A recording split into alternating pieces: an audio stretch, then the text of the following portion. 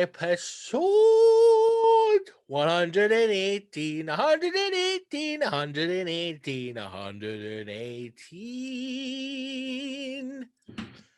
Many 118. 118, 118. Hello, 118. Hello, you can. Hello, 118. 118, episode 118 of the hashtag show. The Dynamic Duo. I am DJ Gibbo, aka Scott Gibson. This is Cheeky Mal, aka DJ Malakali, DGMC. Malakali, star of BBC Radio 1, Kirsty Walk, interviewee. Yeah, you may have saw me back on in the day, Kirsty, you used to film your bum full of blues and hit the dance floor here, and it was brilliant, man. In fact, if you put your two fingers up my arsehole, you might find remnants of a wee eckie from 5 years ago. Well, maybe longer than that. What's I got to say? 118. I was going to try and do this episode. Yep. This council episode, and try my hardest not to swear. Right. Okay. Are we going to try and not swear? I thought I was going to go for it and see if we can actually have a laugh without using any effing and jeffing. Do you know what I love most? What I've started to love most about the episodes now? I see, because where you're positioned your camera, it looks as if you're turning your back to me. Because you just keep looking off that way. I can't. You tell me to. Like, if I go like that, right, the light comes in, and then I go under cover of the night. So that's the only best way I can get it. You know, guys, Scott Gibson included, you're just going to have to bear with me until I actually get money to renovate my studio. At the moment, I am perched precariously in a corner of the room that we call, but this room doesn't even have a room. It's in the West Wing. Maybe if you stop having 2 cowboy steaks and 2 bottles of wine every night if you're done it, you could start putting some money away for. Now, let's just get into that, because when you were sending me messages last night, when you sent me the video, I was jealous. Once again, jealous. I was looking for advice. But I was jealous because I was like, I'm watching this big, massive steak cook, and I'm going, that looks absolutely, to steal a phrase from our ex-colleague, tremendous. Yes. And then when I saw the picture that you posted of actually cutting the meat, I did look at it and I thought, something's not right here. No, did you know? I look at it and go, that looks the business. It almost looks as if the texture of it looked almost like brisket. And see when you said that the meat tasted it had been boiled, it did look as if, like, you obviously, you know yourself, when you cut into a steak, you know what a steak looks like. And when you were showing the picture, you cutting that up last night, it did look as if it was almost like brisket kind of texture, like it had been boiled. I was like, what has he done to that, man? He's not, I don't know what the fuck he's done wrong. But it was, according to yourself, the family were disappointed in the offerings from Papa Bear last night. It's funny because they've went for like, a steak's a steak, to now they're all trying to give me critique on my chef cooking, my steak stuff.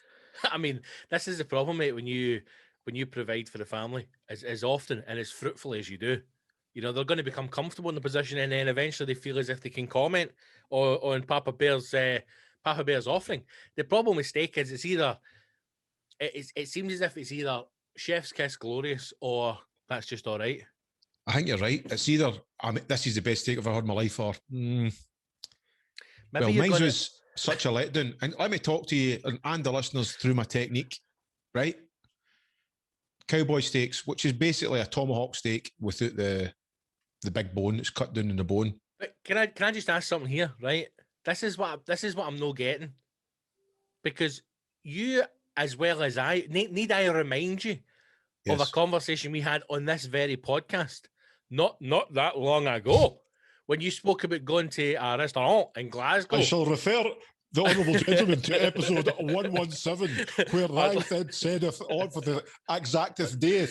I'd like to place into, for the court's offering here, episode 62, subsection 5B, I think, and I quote Mr. Lee, I clearly state, you felt like you were getting ripped off because you were paying for the bone. Yes, it was 45 minutes and 32 seconds in when Mr. Lee cried out loud, by golly, I'm not paying for that effing bone.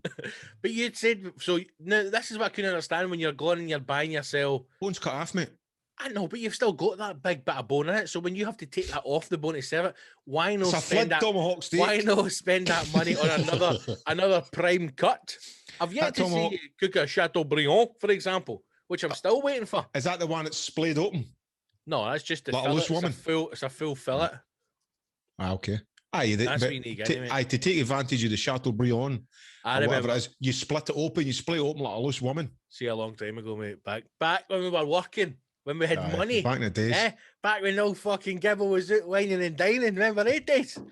You're right, buying everything, a bit of that, a bit of this, yeah. Fucking cover that, mate. Fuck all that, you can't.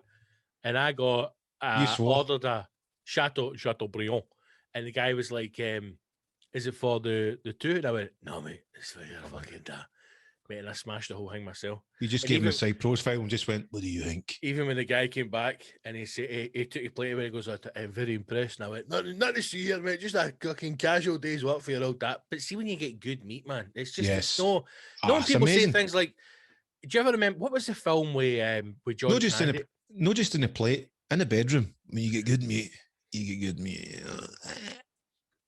Joe, I'm going to try and steer you away. It's so hard not to swear, man. I know. I swear to the Lord above. You're not swearing. This is the thing about swearing. We don't swear because we think we don't swear because we think it's big or clever. It's just part of your natural speak.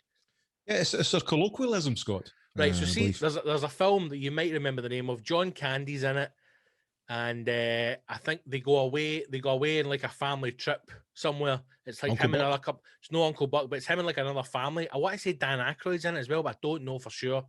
Or maybe Chevy Chase. Anyway, there's a scene in it where John Candy's character's got to eat this like super platter. It's like this massive 80-ounce steak. Easy. And he gets down to this bit of gristle and he's got to eat that bit of gristle and then he wins all these t-shirts and free food and they're all cheering, right? But I always remember being out and people were talking about like, oh, there's no way you could eat that much meat. Of course you can. See if it's good meat. You can fucking eat meat till you pass it. The things that kill you is like all the big sides, like all the potatoes and all the starchy stuff. See, you've got a big solid bit of meat and it's cooked amazing. You could eat twice over easily. Dude, I've told you about this wee town in the south of Italy called Cisternino. And basically at night time, it's a town on a hill, and at night time, all the butchers, and I'm talking about everybody goes there for their meats. Right. All the butchers basically start up a barbecue, or they've got an internal barbecue. They put chairs out the front of the butcher shop. Some of them are restaurants, but majority of them are butcher shops, and they just cook meat, all different amazing types of meat. There's all different kind of styles, blah, blah, blah. And you just walk about that. You walk up the hill, then walk through the town, smelling all this incredible cooked meat. And then once your table's ready, you go and eat, and you will eat the most incredible meat. The most I've ate in one sitting is 4 kilograms. 4 kilo? Yeah, 4 kilograms of meat. Honestly, I could have rolled down that hill, and I was still stuffed the next day. I've also went to it before, and we went to go to 4 years. Actually, it was 3 years because my brother-in-law's wife wasn't eating meat. We ordered something I can only describe as it was right at the Flintstones. It was a massive big bit of steak. And we never actually finished it all. And this is how big it was. We took it home, and the next day we ate it for lunch between forays. That was the leftovers from one steak. That's absolutely glorious. But if I recommend Cisternino, it's in Puglia, South Italy. It's the meat capital of the world, as far as I'm concerned. Do you not think maybe you need to start finding a good butcher for your meat and step away, take a step back for Costco? Well, you know what? No, don't even try. I messed up. Try. But let me just. I know I'm going to shock you. No, you're going to try and defend Costco. Costco's actually no bad, right? But shut the Aldi, fuck up. No, see Gary Lidl. See the Lidl. Gary Lidl. That's what we call it affectionately in our car. Right.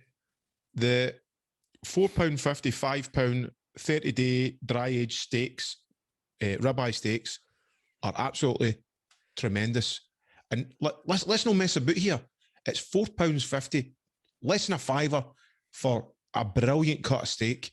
And you can also, in the same place, walking down the aisle, buy yourself a bottle of Barolo £10 wine, and you can feel like you're in New York or somewhere eating that steak and sipping Barolo. You could actually feel like you're an Italian gangster. But you've still got to prepare it though. That's the thing. Like I know. The difference being you would get somebody. That's like when someone else makes dinner, it's always better.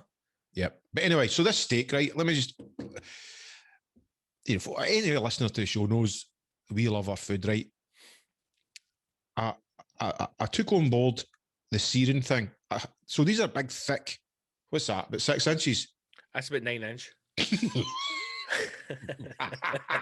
So it's about 8.5 inches. About 8.5. So about 2 hands and a head, right? That's about 4 inches, I would say. Imagine getting your butchers and asking, how big do you want your steak in? 2 hands and a head. 2 palms and a thumb. So it's about 4-inch thick steak. So I seared it on the sides. That's not 4 inch. That's about 2 inch. That's no. Your steak was 2 inches. Mal, your steak was about 2 inches. It was about 2 inch. No, it was about 10. That's 4 inch, mate. That's 4 inch bang bang how on. big your steak was. Thickness. A 4-inch thick steak, no. You're full of nonsense. It was a 4-inch thick steak, cowboy steak. Right, Two of them, sir. I know. So I seared it each side. I'd say about a minute and a half to 2 minutes each side. Then I seared it round the sides. Enough.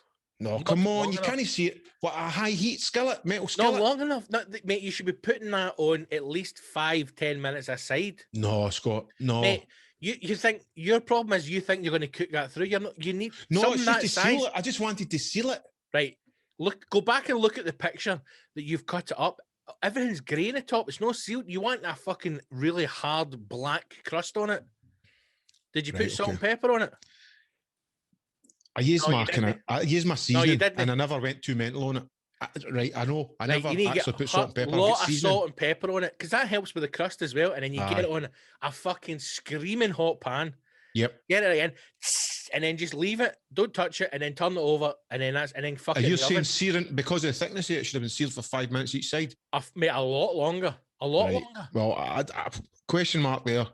Maybe I should have done it longer. Yes. You know yourself, the ideal steak is when you cut it, right? When you on the fork and you bite it, you've got a hard crust at the top. Crispy bite, aye. Hard crust at the bottom, a tiny wee bit of cooked, and then it goes into that kind of, medium rare or rare in the middle, and then back out again. But you're gonna have to get that in a pan and leave it in that pan, mate. Don't touch it. Especially, you think is it because the bone's still in it.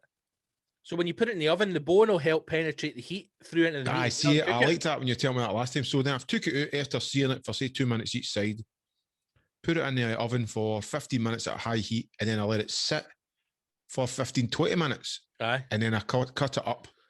And it did look good. But it's like you say, the grey bits weren't really...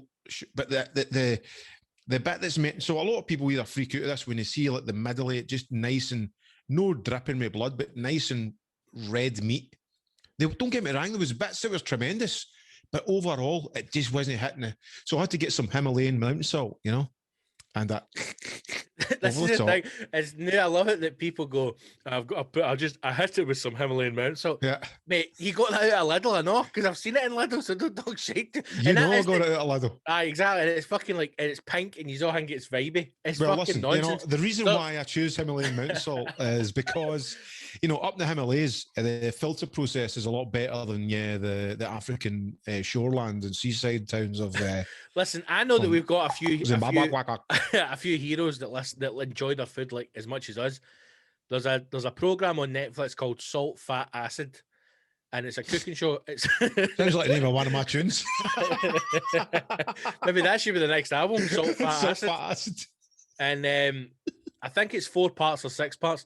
Now the woman who does it is a wee bit annoying, but it's a very good show. But one of the parts of the documentary or the show is talking about salt, and they go to this Japanese guy because obviously the Asians, they're obsessed by things. Like you'll have somebody who is a gin expert and like his whole life is dedicated to gin or sake or sushi, whatever it is, and they become, I don't know what it is in their makeup, but they become obsessed with this one thing. So ninjas, they become ninjas. This guy is Salt Ninja, and he's talking her through all the different types of salt, which I found quite interesting. Like I just thought it was table salt, rock salt. I didn't realize that there's maybe about 100 odd different types of salt, and gold salts, black salts, pink salts. I'm being serious. I know, but all it's the not flaky salts, kosher salts, all that kind of stuff. I don't mean color, right? I just mean anyway. So it's like molecular makeup of salt, but he's talking about how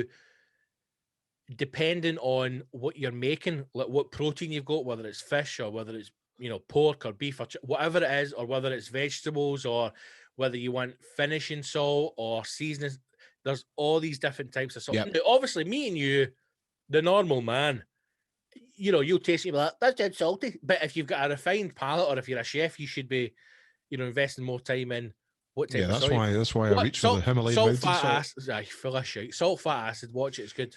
It was £1 for a shaker, and I went again Himalayan like mountain salt. This I'll is just things try like, some of that. See stuff like I'm trying to think of an example where, right? So like champagne, right? So champagne can only be called champagne because it's from the Champagne region of France, right? Mate, see that like that's where I want Himalayan mountain salt. Like that's probably one of the most expensive salts there is. You're no buying that in Lidl. But you're no buying that in Lidl for £1. It's like because the wee Tibetan guys come down for the mountain with a bucket load of it, and they were like, "Hey, mate, it's a good deal," or however they talk. And they went like, the guy for Lidl was like, "Much you want for that? I pick it from the mountain. How much you want for that, Chico? Whatever his name is. You give me five camel.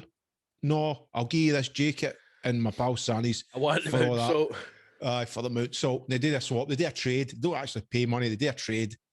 And then the Germans at Lidl get, I don't know. I've told you before, it's Aldi has the same meat supplier as Marks and Spencer's. Beautiful. So if you buy a steak from Aldi, that's the exact same steak that is in Marks and Spencer's. I think we spoke about that, and we were going to get one for each and then do a wee hashtag test and try the two of them. You seen the two guys that do all the life hacks and they make things? The one of them, they cooked a steak in a toaster and it actually worked.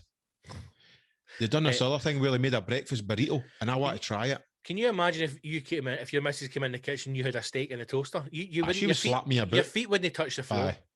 But these guys are like obviously too. They probably don't have family, They're probably going to eat each other, and they've probably got a disposable income, and they're buying a toaster just to cook a steak in it for their website show or whatever it is. I always remember. Do you remember Jamie Oliver had a program called 15? I just remember his fat tongue. Just you could cook that. You could cook that up, and he's always like that. Aye, well, that was one of the old Frankie Boyle jokes, wasn't it? That his mystery ingredient saliva. His fucking fat lips. Mind you used to think he was pure Britpop and he had a drum kit in his house and all that. It's Paka, shut up you, and just make whatever noodles you're making and beat it. I'm trying hard not to swear, man. It's very, very hard. So in the program, so he did a thing where, again, I think that he just realised, right, I can either knock my pan in and be a chef, or I can become a celebrity chef and then cancel wanting to eat in my restaurants, even though I don't cook in my restaurants, because it's all about celebrity and attaching a name to it. So he went down that route and just became a TV star. But does every restaurant know that? Like any restaurant that goes out to more than one, obviously Marco Pierre White isn't he in everyone? DiMaggio's known everyone. No, but then I think Marco Pierre White, he's known in everyone, is he? Well, that restaurant I went and worked in for the day, the Tom Kitchen's place down in Leith, he cooks in it, and I remember saying to him, like, do you know, Hank, you've done enough? Like, you've got the Michelin star. Like, do you know, Hank, you need to be here all the time? And he said he doesn't think that, in his head, he's like, how can I charge the prices I charge when I'm not cooking the food? Because it's my name on the door. He's only got one restaurant as well, isn't he? No, he used to have one, the terrace at the castle or something. They've closed that at the start of COVID because obviously nobody can eat out, so you can only have one restaurant. And he's got another one, Scran and Scally, down in Stockbridge, mate, which is unbelievable. And he's not cooking in every restaurant then, so he is. He jumps between the two. But kitchen, the one that's called kitchen. Anyway, he's in it, he's cooking. And I think, but the minute people who turn up at Ramsay's restaurant and go, tell Rambo to come out. Nah, mate, Ramsay's never been here. Yes, got to do. Man, you used to play for the Rangers, my man. Extra chips, come on. What's my goal? Yeah, come here. Go in and whisper in the chef's ear, "We are the people." Just see what he says, right? Tell him, table, tell him, table Tell 16. Big Billy's here. Tell him table 16 says, "We are the people." All right, then go back to what he says then. All right. Hey, Gibbo!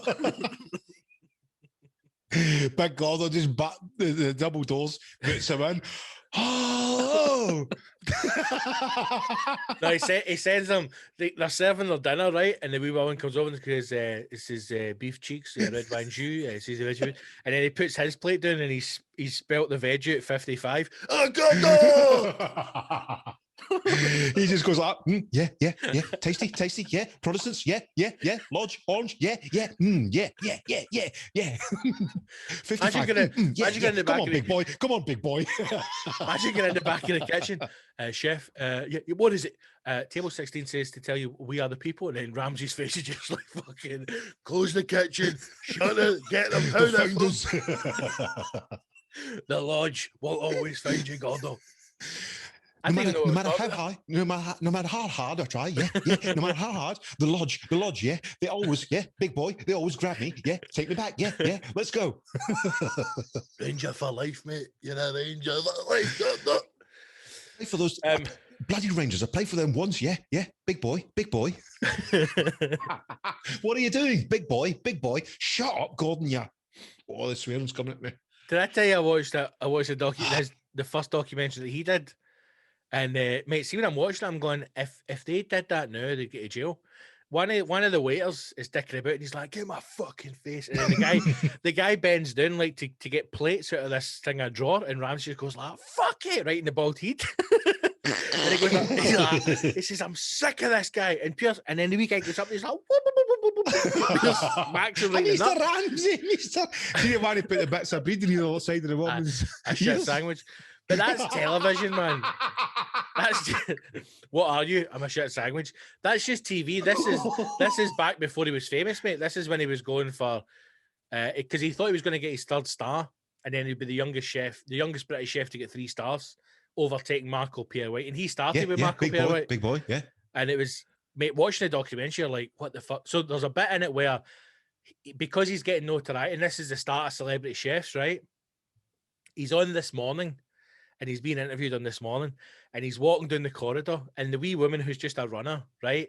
And as I'm watching it, I'm going, this poor fucking lassie. I've met so many people like her. They're just so excited to be working in television, right? And they're young and bright-eyed, bushy-tailed, and everything's great, and they think that all celebrities are dead lovely, and they're just happy to be doing their job. So she's talking to him to just try and, like, hello, welcome, and so they're walking down this corridor, and she went, "Oh, do you know? What was the guy's name? Mike Martin. It's some celebrity chef, right, who cooks on This Morning TV show." And she goes, "Oh, do you know so-and-so?" And he goes, he gets the picture and takes it off the wall, and he goes, "Yeah, I know that fat bastard," and then just drops it on the floor. And she's like, what the fuck is happening, man? So he's doing it sacked for his bad behavior. He gets paid like 20 grand or something, right, to do this corporate thing for Bramley Apple Society, right? Yeah, where he's got to cook a dish with Bramley apples for the Bramley Apple Society to launch the Bramley Apple season, right? And he just uses like a normal apple, right? So it's not a Bramley apple. And he's in the kitchen going, they'll no fucking know. It's journalists, it's fucking foodie types. They don't know anything. I could serve them whatever. They don't know the difference in apples, right? So who cares? Gordon Ramsay. And the guy behind the camera's like, do you not feel as if like you're cheating the people? And he's like, who cares? Like, who cares? They don't know. They're getting to do the fact that it's actually going to be national television as well, they're never going to know. Well, it's not. It's a documentary. He's not caring. So the guy goes. So obviously, then they find out about it, and the Bramley Apple guy wants his money back, and he's kicking off. And all these posh cunts are outside the restaurant with fucking placards saying Bramley Apples and all that. He's like, "Who are these fucking morons?" But you can get the documentary on YouTube. But the interesting thing is, mate, remember when Scotland went to the World Cup in '98? He gets taken over by MasterCard or Visa, right, to put on a dinner for fucking FIFA. Now there's like Seb Blatter's there. There's like every fucking major ex-footballer in the world. This massive dinner in a palace somewhere outside Paris, and he's only getting like 40 grand for a. What do you mean he's only getting 40 grand, mate, for one night shift? This is what I'm trying to say. This is how crazy the world has gone. See, back then, him and his team are like, we're getting 40 grand for this. This is unbelievable. Mate, you couldn't get Gordon Ramsay to do a cameo for 40 grand now. There are people who can't even cater a wedding for 40 grand. So you've gone from 1998 to now, 2021. Think how much the world has changed cost-wise within that time. If you were to get Gordon Ramsay the now to cater an event of that size, think what that would fucking cost you, mate. Millions. Well, you wouldn't even get an event now. So, You think about how many I know I've been to a fucking millionaire's wedding in the past, and when I found out we were paying for that, I was like, what in the name of fuck is going on? Even the best was at a wedding not long ago, before fucking COVID, and they were spending 25 grand in the wedding. You're like, what the fuck? That's on a wedding? it? It's crazy, chat. Absolute insanity. I was going to say something there about... If I forgot what it was. Aye, that's it. Did you watch the thing Gordon Ramsay went into the prisons and he tried to get the prison system in Broadmoor? He tried to get them to make like what they call it, bad boy baguettes or something like big boy. But and he got them up and running. But it was mental, like actually quite brave because he's in there giving them all knives and they're like murderers and rapists and pedos. What do you think was going to happen? I'd have loved one of them to stab him right in the eye. Go, how'd you like it?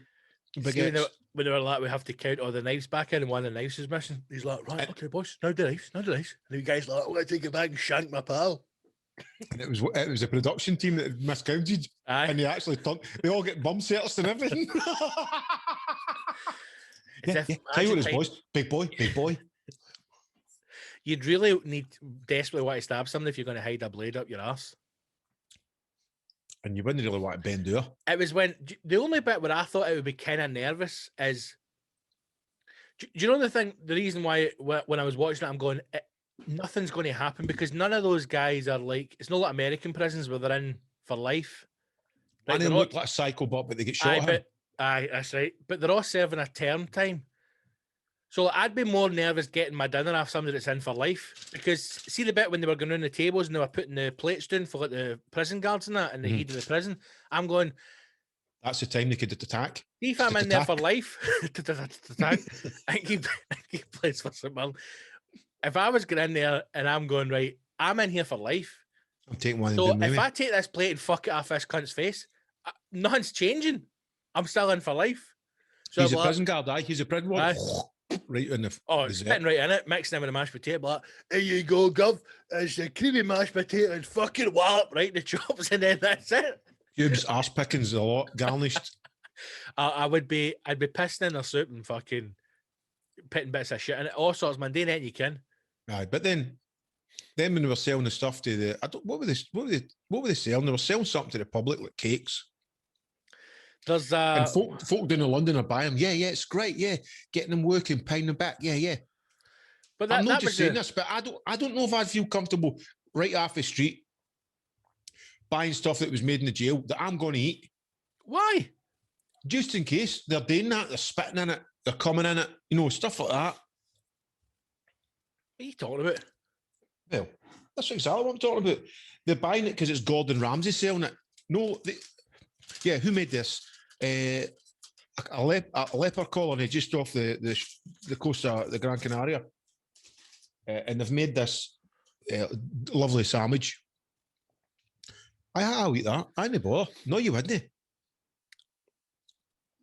So you're telling me if there was a restaurant or fucking hell, Gibbo, if there was a prison that was making things like food that you can buy, that you wouldn't want to. You wouldn't buy for it? No. I've had mates that have been out of jail. No way would that eat what they made. For fuck's sake. Unless it was Big Gary making us a pot noodle. Then you get quality. I feel as if all I do is watch food documentaries. Do you know who Roy Choi is? No, but it sounds Chinese. Well, he's Korean, so you're close. There you go. You're close. Their eyes are a bit closer in. He's Roy Choi. That's a solid name, isn't it? He's an American chef, but I bet his name's not even Choi. I bet it's Chong Tai Hua or something like that, and he just went Choi.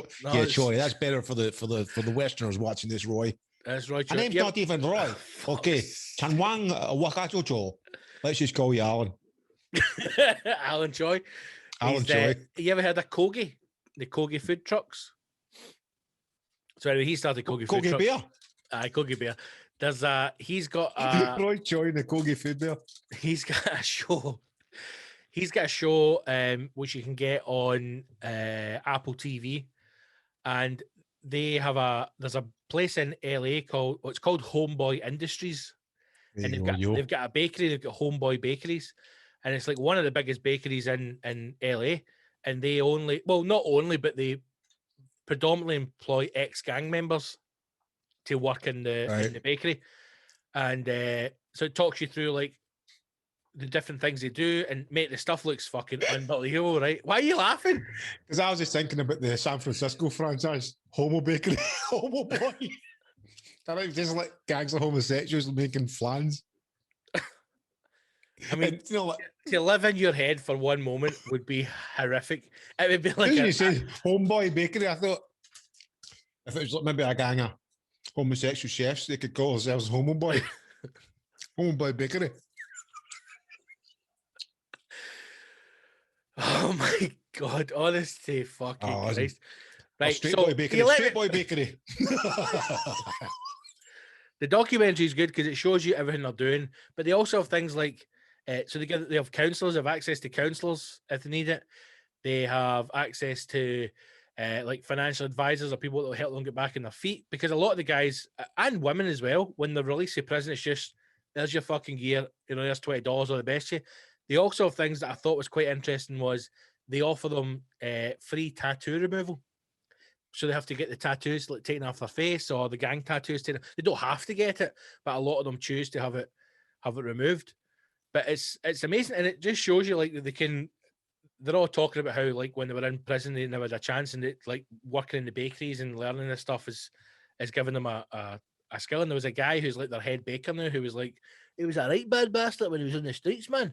And now he's like, I used to kill cunts, now I'm making cinnamon buns. What I'll show you. I was like, fucking hell. Like Slasher McGurk. It's great, but I love a redemption story. I love it if somebody can actually turn their life around. I do believe in second chances.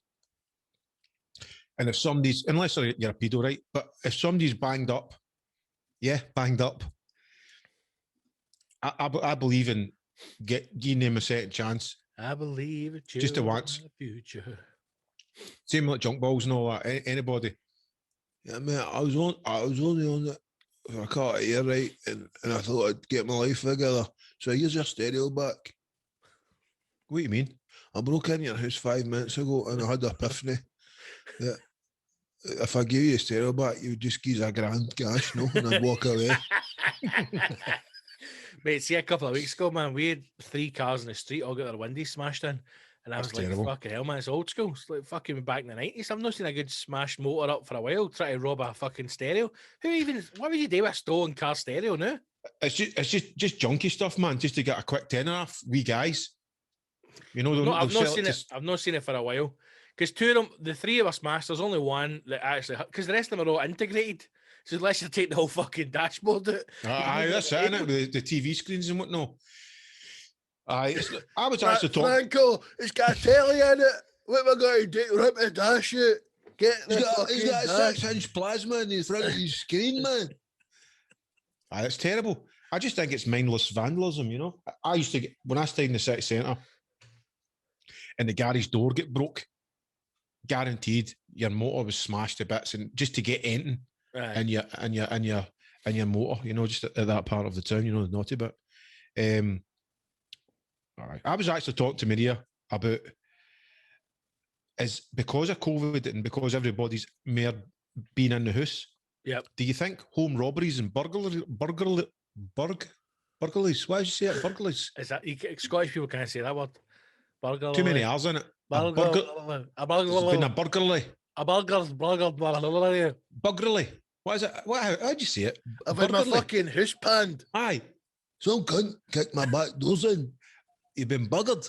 No, it was a burglary. A burglary. Officer, I've been burgled. Why can Scottish people not say burglary? I'm genuinely, I don't know how to say it. I can't say it. Say it. What is it? Burgled. I've been burgled. But I can say burgled. There's been a burglary. There's been a burgled. Burglary. There's been Burglary. a buggerly. There's been a buggering. A burger. Imagine phoning the post. Oh, I've been buggered. Excuse me. They've taken the TV. They've smashed up the house. Hi, hello, officer. They've kicked me Anne's back doors in and they've buggered her rotten. They've buggered her. The tap deck to the basement. They've buggered her raw. Hello, is this Castlemonk police station? My papa's been buggered. I've just came in the night.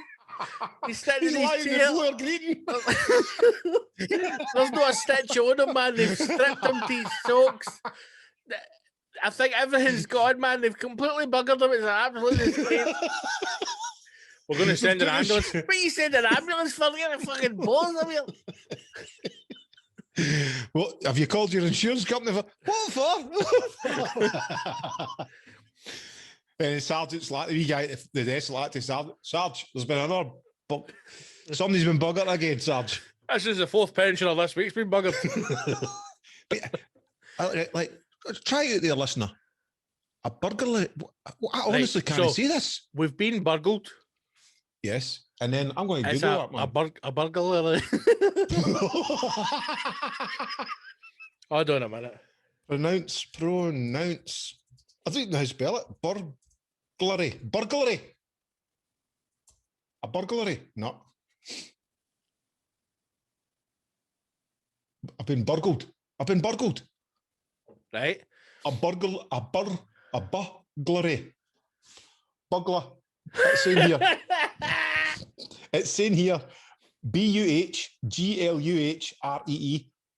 Let's see if it'll play. Right, you're not on camera, right? Yeah. So I need you to come in here. Right. Right, you know when somebody breaks into your house Yeah. and you get, what do you get? Burgled, Yeah. right? But you would say it. There's been a burgle. There's been a burglary.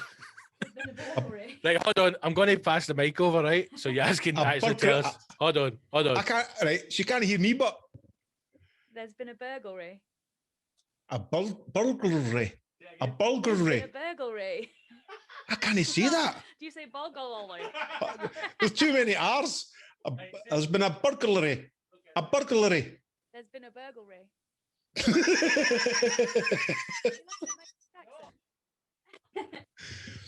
There's been a burglary. There's been a burglary. A burglary. My microphone. There's been a burglary. That's it. A burglary. Thank you. How to pronounce bug? It's Larry. Burglary. There's been a burglary. That's terrible, man. A burglary. Fucking. Oops, the first swear words. That's out the window now. Two grown men we couldn't even pronounce burglary. I had to draft in the token English person. There you go. I said it. Burglary. Burglary. Did I? Burglary. Burglary. There you go. Some woman here saying it. What are you saying? What is it? What is it? Huh? Say it again. What is it?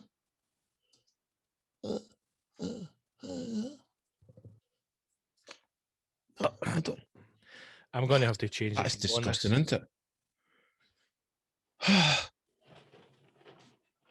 Right, Hen, I don't know what you're saying to me. Burglary. There it is. There it is. See it? Burglary. That sounds scary. Burglary. There's been a burglary. Burglary. Burglary. Burglary. Burglary. Burglary. Fucking hell, that was mental. That was Burglary. Burglary. There's been a burglary. Aye, so what? I was talking to the wife. It's saying, back to the story now. COVID and that. Uh-huh. Has there been many burglaries? Burglaries? Are people still, you know, because everybody's in the house majority through the day, working at home or whatever, can't go out too much. Also, they're in at night. Would there be a decrease in burglaries? I would think so. But now I imagine you're probably going to see that on the rise. But I mean, I think that we're, you know, I don't want to go off on one of my Gibbo rants here, but the the world, it feels as if the world's changing, mate. It feels as if we're on the brink of a real, like, society imploding in itself. That's what it feels like. Social media is getting very angry, very toxic again. There's a lot happening, which is fucking absolutely shocking and disgusting in this country and across the world. It does feel as if it feels as if we're very close to almost tipping over, where it going back to being, you know, like when we were young, like in the 80s and that, and fucking houses getting smashed and people's houses getting robbed just being a normal thing. Like, how many would see when you were young? Like, it almost felt as if every week you knew somebody who was getting their house broke into. Or you couldn't. You had to make sure, you know, not even like leaving the house. Somebody always had to stay in the house to make sure your house was all right. Mm-hmm. You know what I'm talking about? If you were away or whatever, especially in holidays and that, you had to have somebody who's sitting. Did you ever do that? Yep, somebody checking in the house. Aye. I can remember, like, obviously when I was really young, like, you know, I don't think we went abroad till I was like, well, I never went abroad till I was a teenager. But you would have, you know, you'd have to. So you're just having like a UK holiday. So I remember like driving to like grandparents to drop off keys and stuff like that, or to drive somewhere to drop off keys because they were going around to.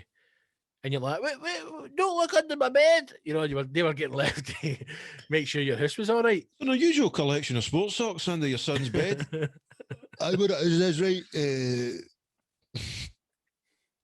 I mean, I don't.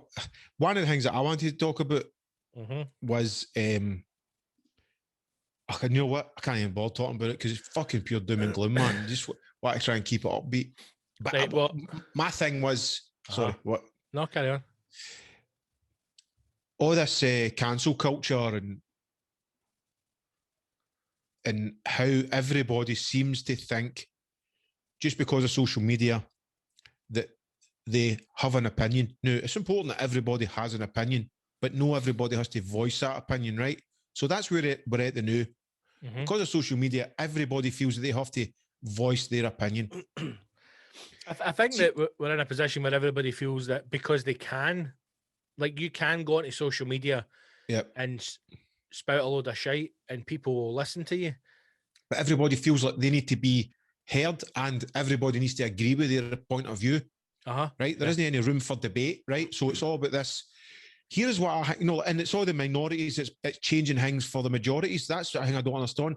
You know, like the trendy minorities will kick up a stink and make people bend to suit them rather than suit the majority. You know how it used to be always the majority wins or whatever. I feel like that's new shifting to minorities making a stink about silly things. Now, when I say minorities, I mean just like it could be a fraction or a group or whatever that believe in certain things that shouldn't be said or done or whatever. And rather than looking at the general consensus, they're going, right, they're quite noisy, so let's just agree and pander to them because they're making a big stink about it. Whereas when I look back on the rave scene, especially now that I'm older, smirking face, right? I'm laughing because, right, what are you laughing at? I love that. My brain Even ticking. after all these years, mate, I still can't guess where you're going to go.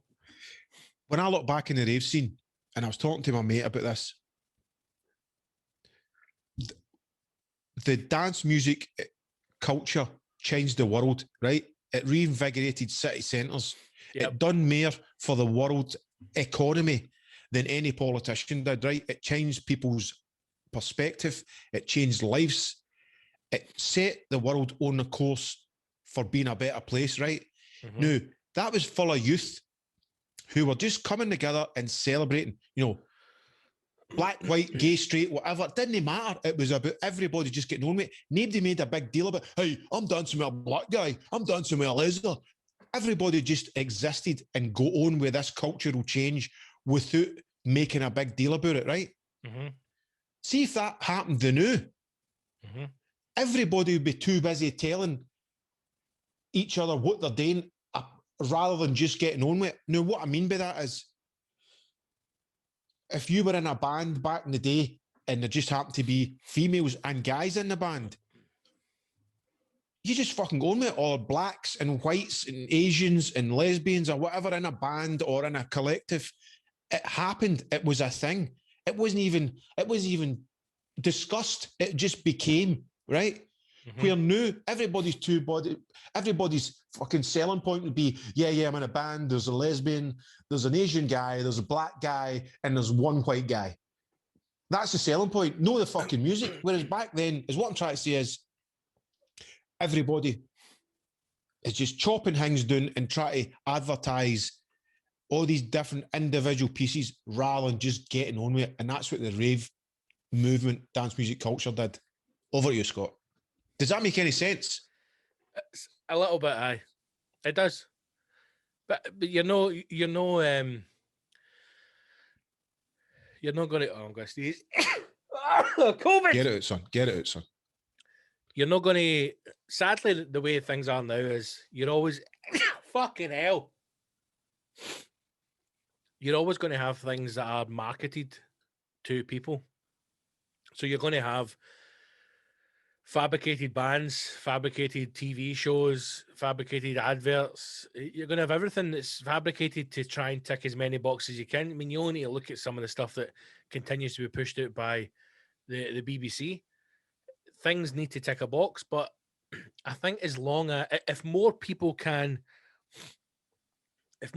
just become aware that what they are being presented with is a box ticking exercise rather than something that's there on artistic merit or creative merit, then the hope would be that they go and search out the real stuff. It's mate, the world's a mad place now. I don't know if it's just because we've been locked in for over a year now. That's us past a calendar year. And the worry is that people are smart enough to realise that what we've been through probably isn't the hard bit and what's going to come. Is the hard bit? I mean, I said to you, we were meant to record at 10 o'clock this morning and I had to go and run out to the post office, and I'm listening to the news as I'm driving in. And there's talk this morning of, I don't know if you heard it or you don't watch the news, but the government's new thing is they're going to restructure the military. Aye. Exactly, mate. So the Tories are saying that they have to put themselves in a position to do good work across the world. But there's talks of them increasing the nuclear arsenal in the UK by another 80 warheads. Shit's going on, man. I'm telling you, man. Now, we're going to World War. If we are already in a position where the government wants $3 billion back in so-called investments, where the fuck are we going to get the money to increase the domestic nuclear arsenal by 80 warheads? Well, see, if you look at all or you think about all the money that was given out on furloughs and grants, that's a drop notion compared to what they spend in the trillions of nuclear weapons defence. It's nothing compared to, if you put it into perspective. I don't know the figures, but I bet you if you added up all the furloughs and grants, it's still nowhere near what they spend on defence. I'm getting, and I know it's a phase. I'm just the last couple of days. I'm just worried that it feels as if there's a real there's something in the air that almost feels as if the whole world's about to go off the edge of a cliff. That's what it feels like. My feeling, you're listening to the HashTag show with comedian Scott Gibson and the DJ Mallorca Lee. But my full feeling of what we're going through with COVID is, and I say that 100 times, and I don't want to go a tinfoil hat, is I believe it's a war that's been fought on a level that we can't comprehend. And I believe that it's China that has possibly started this biological warfare, and they're operating on a level of, we are doing this, we've brought the West to its knees, you can only return to business when we tell you. In the meantime, China's buying up everything and anything, all big business, buying up all the tech, because that's where the next level of war's gone. And then once they've paralysed us all, they then let us get off our knees, as in the Western world, and then they are becoming the dominant force, the superpower in planet Earth. Mate, I used to have a mate who see at house parties when when you're at a house party. That was a pure house party chat there, I know, but that's how you're reminding me of my mate. But that's always been my theory, right, for the start of what COVID is. A house party when you go past 2 o'clock in the morning. And It's 2 o'clock. You're not getting in till about fucking 4. Right. Well, I'm talking a house party. Your crazy house parties, aye. People come round the house. Four So can of beer, man. You're just like, oh. after 2:00 is the twilight hours when everybody who's like a dafty or a hanger on is gone, and it's the real people that are there for a party continue. And that's when, for 2:00 onwards, that's when the real chat comes out. No, mate. And my mate used to sit every house party, and as soon as he said it, I'd be like, he needs to get up the Here road. we go. This is what he'd always say, mate. Chinese women on the reel. Right? Right. What was like, enough? what? Get my taxi. I'm like, what, mate? Every Chinese woman you've ever seen in Scotland is a sex robot. He was real. He was for real about that. Mate, 100%. He was convinced that in his mind, because his thinking is that Chinese women are perfection, that Chinese women have been sent from China, they're sex robots, to get Western men to marry them, and then they're going to be switched on, and that's how they're going to start a third war. And see at house parties, when they get, if you just walk past you and go like, no, but hear me out, right? They are the real man. They are I'd be like, yeah, you got the road. That was his thing. Convinced Chinese women are sex robots set for China to marry Western men. I've had a couple of Chinese girlfriends, and let me tell you, they're not robots. They're lovely women. I tell you what, man, the only thing about a Chinese woman is you're horny an hour after. Am I right, brother? What the meal you get before it, hey? What the meal, man? No, listen, can I just deconstruct what you just said there? Yep. The twilight hour of a party isn't it 2 in the morning? Because at 2 in the morning you're still in the club. Your party's No, when you've been mate, out for a couple of cup of teas. Listen, it's 2:00 at 2 in the morning, 3 in the morning. Mate, by 2 4 in the morning, a.m. you're back to somebody's house. served the final cheese course. The bottle is coming out, and then it's time The Trivial for Pursuit is pushed to the side. Now, could you make sure you put your card and completely reform the little pie, please? Because the last time, now I don't know who stole the Scottish dog from the Monopoly board, but we really need to get that back for the next soiree. So, good, Tootle Pip, thank you for coming. All the best now. Posters, people, come on now, come on. We're not monsters. Get a doily. Oh my God, we're down to the last bottle of vino, snacking the poof in the pup. Sebastian, no doily. Come on now. That's a vintage G-Plan sideboard, please. Do you remember the first time you heard Chateau Neuf de Pape and you thought it was like pure? I remember my mate's dad used to drink it. My mate Craig, his dad used to, I love a wee bottle of Chateau Neuf de Pape. And see, in my head, I was like, he must be a millionaire, man. He's James Bond's pal. You get a bottle and you're like, what the fuck is this? It's shite. The same way, mind that, is it QC brandy? Or I remember that. Cavassi or whatever. I used to think that's like fucking somebody's drinking QC brandy, and then we fin a bottle up the park. Up the park? Yeah, still got a fucking seal on it, by the way. And we scud it, me and my 2 mates, we drunk this bottle of QC brandy when we were young. Like we fin up the park. Fucking hell, man, what were we thinking? Mate, it could It have was sauce on disgusting. it. No, Still with the seal, by the way, look. Still with the seal. My mate was... back me up, James. When I worked in Macro, my mate was going offshore, right? So he was training to be on the rigs. And he's like, Gibbo, see when I get my first wage, mate, honest to God, man, I'm going to be fucking loaded. I'm buying a house. I'm moving out. I was like, once you get paid? And then when he told me, I was like, well, you're not buying a house, man. Aye, but I'm moving out, man. And then the first thing he did when he get paid, he came out of Macro and he bought a bottle of, what's the fucking... 36 pack of Monster Munch. No, what's the rapper's champagne? You know the one that all the rappers drink, and then the company says, please stop using our stuff in your adverts because we fucking hate yous. What is the champagne? Cristal. Aye. He bought a bottle of Cristal and then fucking sat in his council house and drank it. And I'm like, mate, do you know see the irony in this? Like, what the fuck? He was going to buy He's a player, man. He's a player. 6 bottles in a case for $1,000. I was like, are you a complete idiot? Oh, it's mental, man. I used to laugh when I had my residency in London, and it was like all the homeboys would come in, right? And there's maybe like a group of 8 of them or something, right? For Homeboy Industries? The Homeboy Industries, and they'd chip in for a bottle of Grey Goose. Henny, the brandy, the top brandies or whatever, right? And you'd see the first one coming down to the run about the dance floor, and they've got the full bottle of Hennessy or whatever it is, and they're just going at the, oh yeah, I'm a fucking top dog here, man. and the day we walk about, right? Then they'd go up, and I'd see them because it was the stairwell was at the right hand side. Then they'd get back up, and then they'd give the full bottle to the next guy, and then the next guy would go in, vibing all about the birds and all that. Nobody's drinking it. No. Then they'd go up, and they would do that majority of the night, What's just the as point? if they were players. It's just all about image. It's bullshit, Scott. We're in a bloody matrix. See, when I worked the doors in the South Side, in what is the club called now? It's next to Gary's pub. The garage. No, in the South Side. Aye, no, it's only the shed. The shed. So I went for an interview. I moved to the South Side for Paisley, right? And I was working in Paisley, and I went, I'm not driving to Paisley every night to do the doors. So I went round to the shed, and I says, "Are you looking for stewards, for bouncers?" And the guy's like, "We're actually doing it." What? We're actually doing it. I was like, "Fa-pa." That's it. Oh, he's I a was like, job, mate. Yeah, here, check this out, mate. How old are you? And the guy's like 32, and then I pulled my clip-on tie off, and I was like, "Any jobs?" So he says, "Come back next week." There's actually an open interview, and I was like, "Lovely." Turned up. Blow into my walkie-talkie.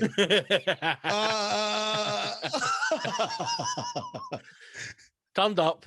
There's like 6 or 7 other guys here, and then they basically go in the room. So you had to introduce yourself, and I knew straight away the head steward was a fucking idiot, right? And he's like, "Have you done this previously?" I says, "I work in Paisley now." I says, "But I've moved here, and I don't really want to have to commute." And he's like, "You're hired, kid." So then I goes up to his room. Look at the size of your kid. You look as if you could punch some damage there. Mate, and this is when I was like that, man. See, when I was Still 21, playing the mate, rugby, I was still a happening. fucking monster. It was all muscle. And he's got, mate, I must have told you this, but they wanted you to learn hand signals and all this. Mate, it was fucking insane, man. So the guy was like, kind of Charlie Delta. aye. So the guy's ex-military police, right? And he's the head mate, steward. I've played Call of Duty. I know And exactly. see, as soon as he said to me, "I'm ex-military police," I was like, "You're a fucking toilet." So he wanted me to go to a course to learn hand signals in case all the lights in the club go out and we can still communicate. And I was like, "How are we going to see hand signals if all the lights put go a out?" match on your horn. What is this guy talking about?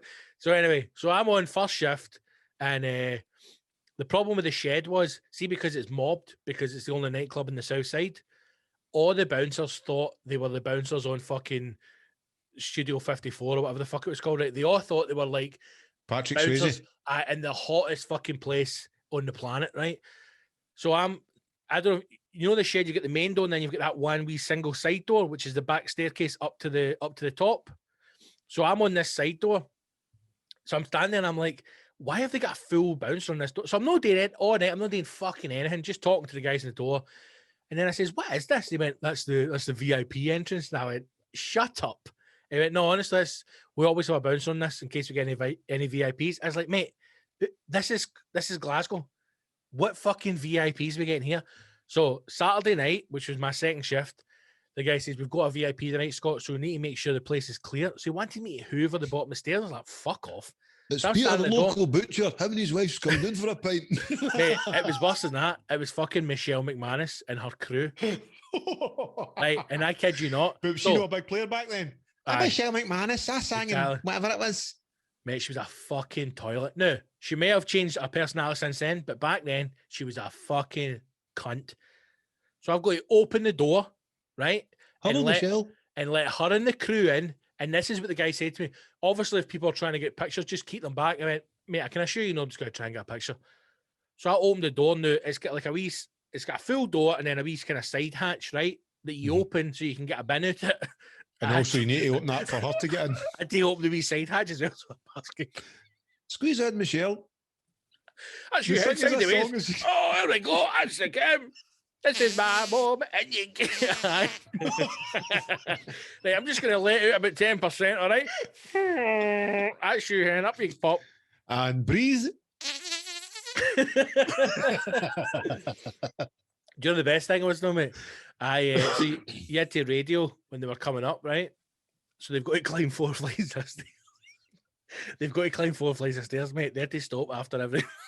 Is there They no just drinks don't- man in your They had to landing? stop. They were breather. They were like, somebody's like, "Is the air conditioning fucked?" I was like, "No, it's Michelle McMahon's not there. I was trying to get a breath of air, climbing 4 flights of stairs."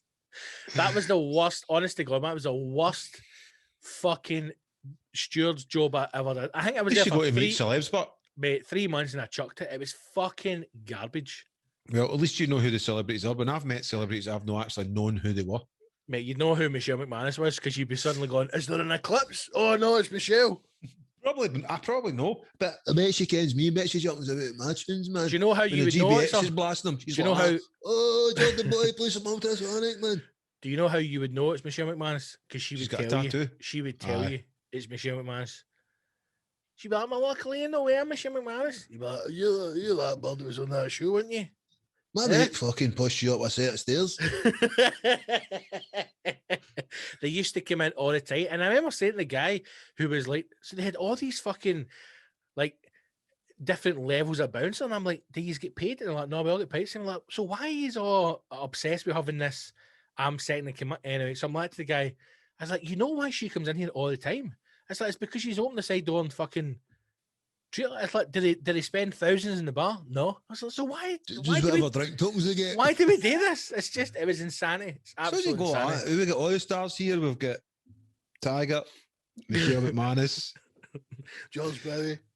Josh Bowie, and the Boy- wee the boy, boy who Sweet drives out. 16.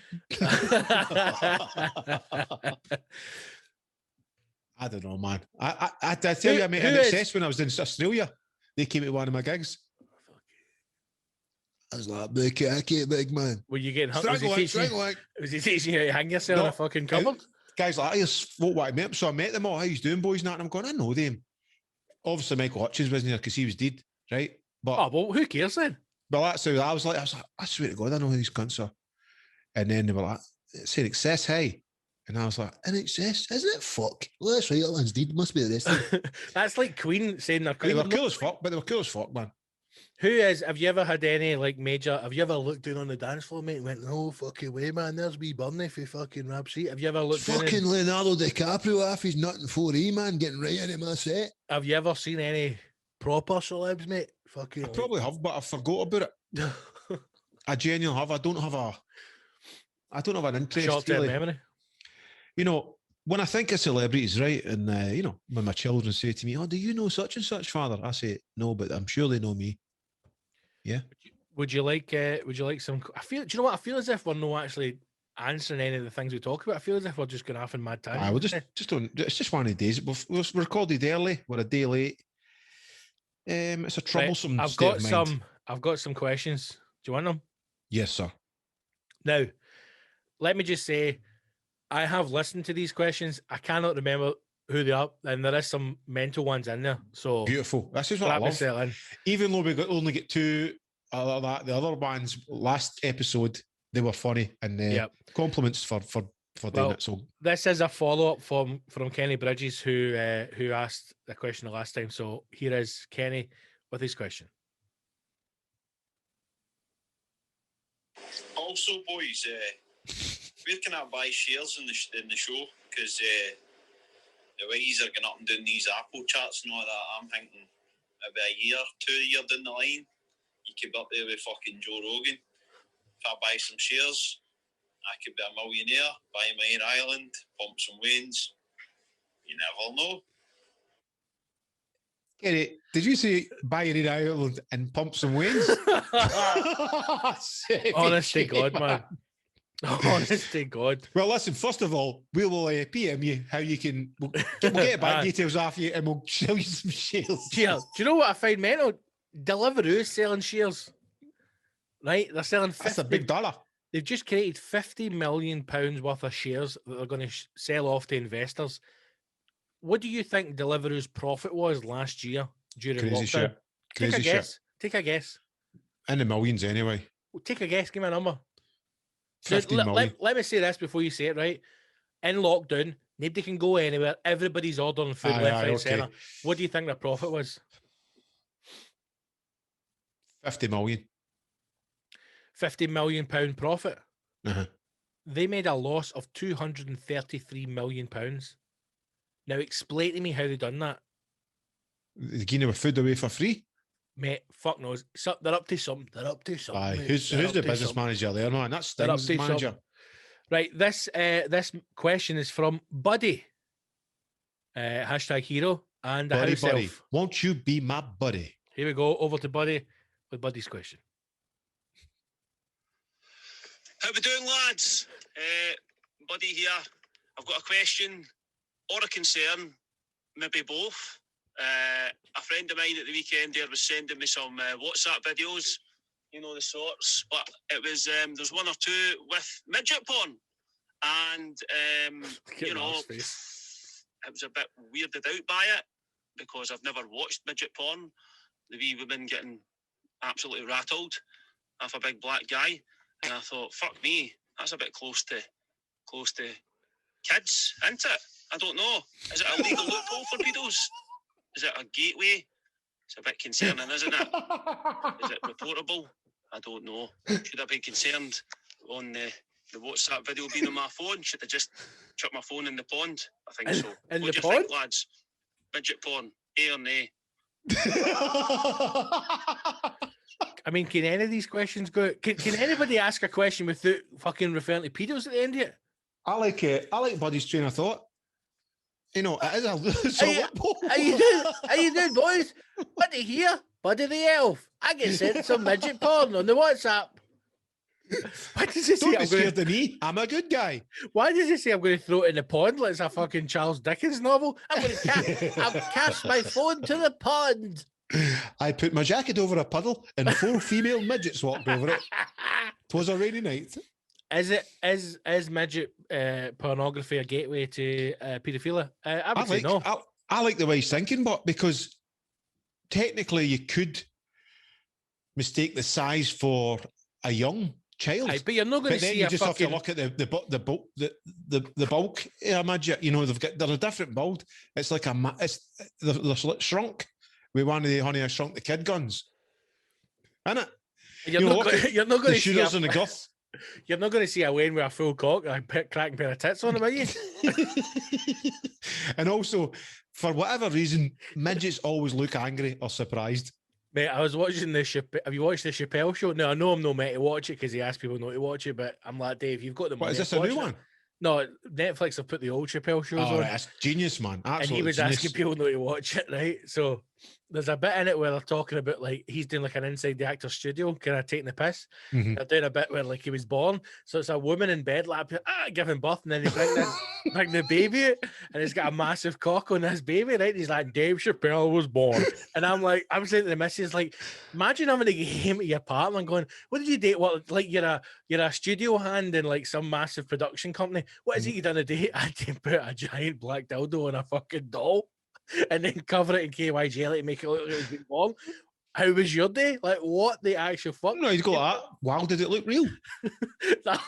they probably studied at like college, university, like doing stage building and production design. What are we doing today? Right, we're making a scene where Dave's fictional mother gives birth to him. Right, so like, can I set up a doctor scene? Yeah, and then we need to fucking glue a dildo on a baby. Yeah, really get your thinking caps on because we want to look real, yeah. And these kids are right out of college with dreams of working for Spielberg one day. They want to work in Jaws 5. Oh my god, animatronics. One of my mates done animatronics. That one works for Disney. What are you doing? I'm working the Chappelle show. Sticking cocks on black dolls. But buddy, I don't think that it's a gateway. I think a lot of things could be a gateway, but hey, small people need and deserve love as well. Yep, but buddy, I like his train of thought. The loophole. I would delete that video from your WhatsApp chat. They're dangerous, you know, just in case, like me, you've got a young family kicking about. You don't want them picking up the phone and going, my dad's getting right into Oompa Loompas, getting hurt by big guys. Well, let me just say that anything that Cheeky Mal or Mr. Ross sent to the WhatsApp, it is automatically deleted from my phone. Yeah, because you don't send anything bad at all. You just send pictures like, "Come on, boys, please stop it now." I'm telling you, I'm going to leave not this as bad chat. as every time. I'm terrified to open your videos that you send now, and then see when I open it and it doesn't contain a fucking bobby, I'm confused. You're waiting for it. What's happening? You're waiting. I watch all your videos last at a distance. I did it. I scrolled through it first, dead fast. You did that one. So you open the video and you go, zzz, right, okay. Zzz.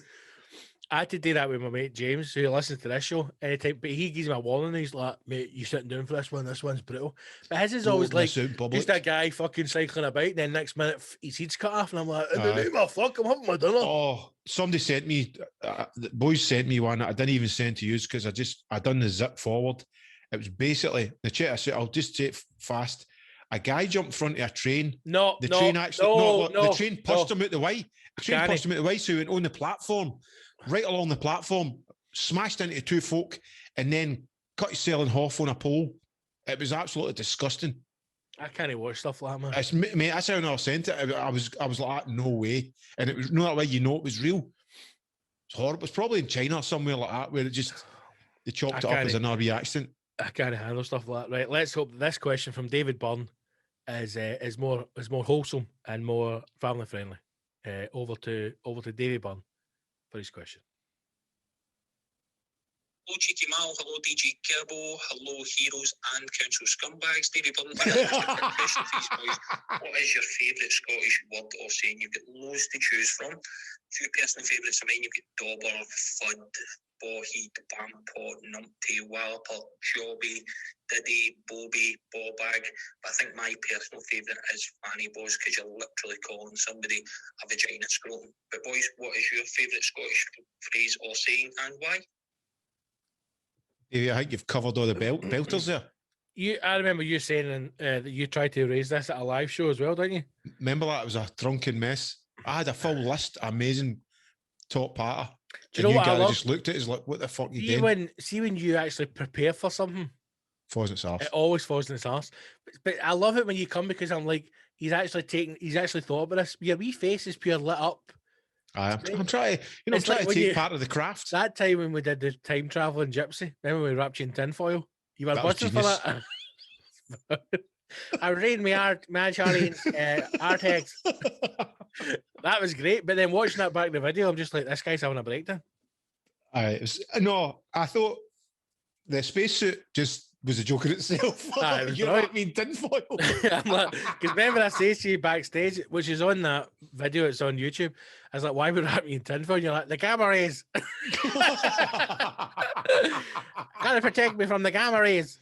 That's because I put a bit of prep into that, and I thought, wrapping this in tinfoil would look like a shite spacesuit, and it did. But no, so like favourite Scottish word.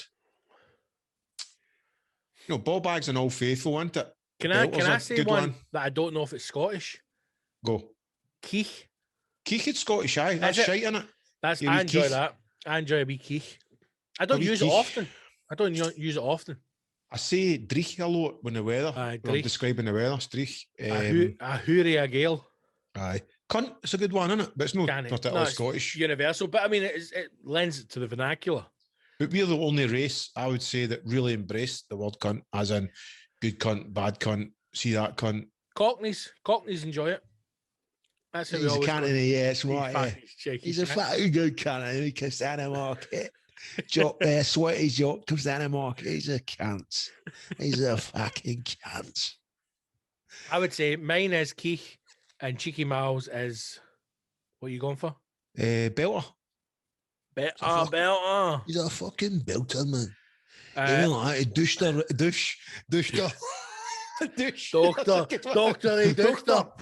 Doctor. I get douched right in the side of the face, but a purple sartonicus. Right, let's plough through these last couple. This is from Wally Sancho McClure. Like it.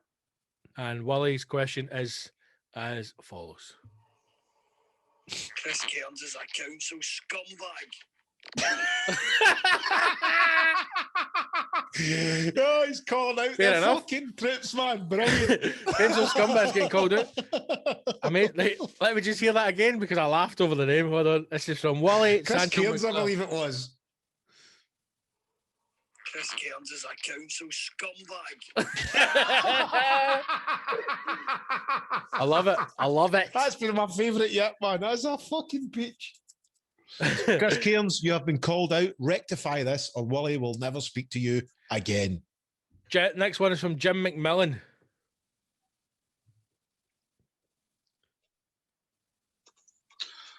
Gibbo, Mal, how we doing? It's Jim McMillan.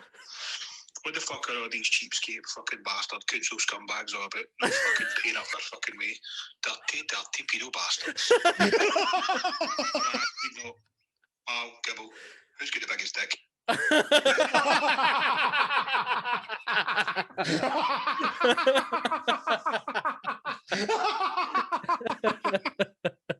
That deserves a play again, no? You want to hear that one again? Aye. I've got to laugh now. Gibbo, Mal, how we doing? It's Jim McMillan. What the fuck are all these cheapskate fucking bastard council scumbags all about? No fucking paying up their fucking way. Dirty, dirty pedo bastards. Look at the state of you, man. And on a side note, Mal, Gibbo, who's got the biggest dick?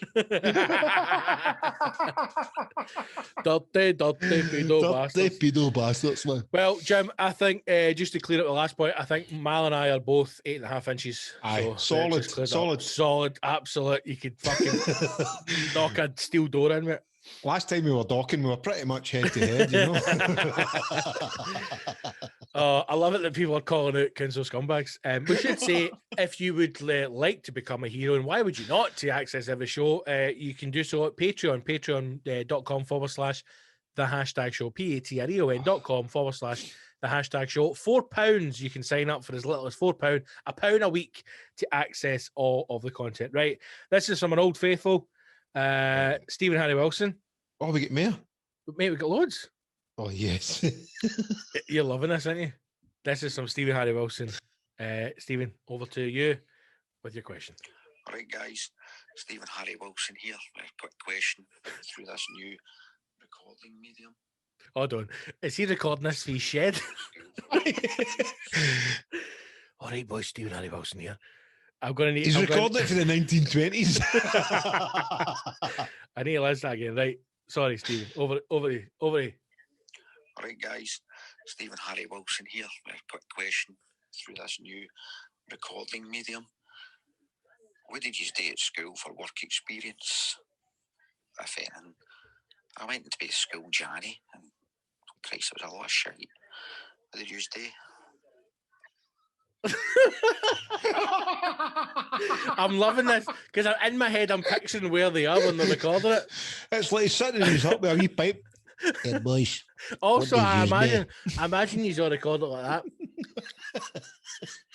Did you Gibbo here? What did you do with it? All right, here's my teeth out. I'm going to tell you, message for the boys. Oh, Right, boys. Stephen Harry Wilson. Gibbo, Mal. Work What did you do experience. for work experience? I'll tell you what I did. I never had work experience. I've missed out on a hell of a lot there. Stephen Harry Wilson.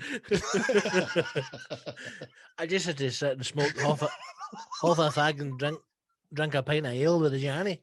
I'll tell you what I did for my work experience. I got a full bag of Old Holborn and I smoked it in my pipe. Did you do work experience at school? No. Did you know? No. I don't even know if it was a thing when I was at school. It was. I worked in a solicitor's. Wow. Is that what? That's like legals. Bet you'd watch some like that. That's typical Gibbo, but you'd probably watch some film. It was like fucking Tom Cruise or Tom Hanks as a lawyer, and you went, That's what I want to do, Mo. solicitor, son. That's it. I'm going to be a solicitor. It'll make you so proud. Straight to the solicitor. Well, the Okay, truth is, Ali McBeal. I was right on the Ali McBeal. That's what it was. Ali That's McBeal good. was You stop watching it. Ali McBeal was a great program. That's how you would went out a solicitor. I guarantee if anybody weighed up when Ali McBeal was on the TV and when you were doing work experience, that's when you'd done the soliciting. Wasn't it? My dad worked for the company. That's the only way I got it. No. It was. You either had to get your own or the school would give you one. Because do you know the thing was everything all went up in a big sheet on the wall and you had to pick what you wanted. But then the teachers decided if you were allowed to have the one you picked. Aye. Which was shit. Do you know, Mate, I and it was remember Did you get when you sat in the room with the fucking guidance counsellor and they go, right, what do you like? I like football and I like running about with my pals. You're a fireman. Or you're a police. That was it. Fireman, police, doctor. I remember telling my guidance counsellor that I was really interested in music and I'd like to try and do something in music. And she said, I suggest you just try and get a job in one of the factories. That's what it said. Just get out. I had to go through this meeting and then she put it into the computer and it churned out apparently your ideal job. And she says, oh, you've come back as police officer? And I went, no. And she went, wouldn't you like to do that? I went, absolutely not. I says, there's never, no way in hell will that ever be a post. Never. And you know what she said to me? You're tall enough for the police. I went, are you getting paid for this? Oh, that's the thing. I think my guidance teacher was called, I'm sure it was Mrs. Copeland, and she had one arm. Brilliant. That's the type of guidance teacher I want.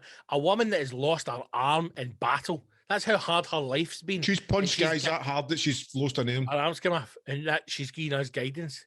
Fuck off. All right, so I worked in Ross Harper and Liddell was the name of the firm. Ross Harper, that's still kicking about. My dad was a claims negotiator for Ross Harper, and I got a job with him because I remember saying to my grandpa, done the advertisements, Ross Harper. Aye, I remember saying to him that I had to do work experience, and they were wanting to send us in Renfrew. There used to have a wee zoo, a petting zoo in the park. That's right. There was a chance I was getting sent there to work with the fucking council. And I remember saying to my grandma's like, Papa, I don't like working with these stinky pigs. And then he phoned my dad and he says, right, bring him in. And I remember I get paid, mate. I couldn't believe it. I was sorting files, going and getting them lunches, going to Greg's. Do sausage rolls, please? My dad wasn't there at the time. He was doing in England. But, mate, I remember going, see if this is work. This is all right. And then obviously you get to work. Let's give him something today. Send him down to Greg's for the coffees. Don't eat all the sausage rolls on the way back now, Scott. Mind they're for us, they're for the workers. That showed me the power of connections, because my grandpa was basically best friends with the guy who was like the head partner, and then he went on to start his own firm. And then when I was at university, I remember phoning him. His name is David Pirrett, who's now a QC, right? So it's like as high as you can go in the legal system. And I remember phoning him saying, I need a job in the summer. And he went, just turn up it. And it was one of the law firms in Glasgow. Went, just turn up there and tell them I've sent you. And mate, and I remember turning up and nothing was like, there wasn't going, who the fuck are you? Gave my desk and just gave me stuff today. And I was getting paid like good money then for doing literally fuck all. But that was my work experience. Running about in the Hamilton office, sorting out files like that. No way, man. No way did he do it. Just don't worry about it, I'll sort it out. See when I was going through the no, so that anyway. So that's what I did. What did you do? Nothing. I never got any work experience, and then I tried to get jobs for the council. I really had no chance of getting a job. And my auntie got us a YTS in IBM. My dad kind of went, look, can you sort him out and get her? She said, well, I'll have a word with the work. Got us a job in IBM, which really did for a wee guy who's interested in computers and music. Now it was like the next best thing. And a guy called Tony Hamilton was my mentor, and he taught me fucking so much, even silly things that I still do today, like to-do lists and how to structure your day and everything. That'll always be with me, man. And I'd like to hunt these guys down and say thanks, but there was one guy, he was called Andy, he was a rugby player. He was a total wankpot. He was only in there. Yep. He was only in there because he was like, I think he was a professional rugby player, and the guys had got him a job. And he was just, like a fucking bully. That's what he was, a bully in the workplace. And I remember telling him, I fucking don't like you, and you've made my time here. It's been brilliant apart from fucking working with you. Do you know what? I'm going to tell you this, right? I really don't like you, and I don't care what happens to you. I don't even like rugby. You really spoiled my working experience, and I'm just not happy, right? I'm not upset, I'm not angry. I'm just disappointed. Have a great day. Every day, I get up at 6 in the morning and I drive for Stevenson to Greenock, and it takes me over an hour, and I don't care because I look forward to my work, but I don't look forward to sitting next to you and listening to all your shite about rugby and how you don't like me. You made my life a misery, Andy. I remember waking up on that Monday morning, my dad's like, I've got you a job. And I went, I've got a job, Dad. He says, no, I've got you a real job, son. This is what is it? He went, you're going to put on a really tight fitting boiler suit, and you're going to be in a factory with 100 other men, and you're going to see the really tight bums loading on all the computer chips. And I was like, right, okay, I'm sold. And then when I came in and I met you, I was like, I'm really disappointed because you're really horrible. No, I'm not angry. Hey, I want you to know that. I'm not angry, I'm just really upset, that's all. Listen, it's got nothing to do with how muscly you are and how great you look in that boiler suit, but I'm just raging at you because you get nothing but bad things to say to me, and all I do is look at you. I dream about you. I want to be you, Andy. There's nobody that I know that looks as good as you in that boiler suit. You're big bully, a man. A big handsome bully. That's what's even more hurtful to a man like me. You're a handsome bully. Nobody likes a handsome bully. If you're an ugly bully, well, I could have took that better. But you're just so good looking. You haunt my dreams at night because I know after I have a wank about you, I'm coming in and you're saying terrible things to me through the day. Even at night time, you whisper lovely things in my ear. Take me. And, oh, that's it. Deeper. More deep, Mal. More deep. But no, I don't hear stuff like that when I'm working with you. It's all like, you're a wee dick. What the fuck you doing here? How much you getting a week, you wee fucking wank? That's what I got for you. You could have given me a tenner out your pocket and put a smile on my face. God knows what I'd have done for that tenner. But you know, you're a handsome bully, and that's the kind of bullies I hate. That's that a wee bit too personal. Too much, mate. That feels like you've had that conversation before. I was talking to him. He was right there. Aye. I was visualising him in that fucking boiler suit. I was cracking for a couple of minutes there. I thought I saw him. I know when it all went wrong. I know when it fell apart, and it's not my fault. And if I could take it back, I would. But when I walked into that canteen and we locked eyes when you were eating a banana, I know I made you feel. I couldn't look away. I had to watch you stick it right down.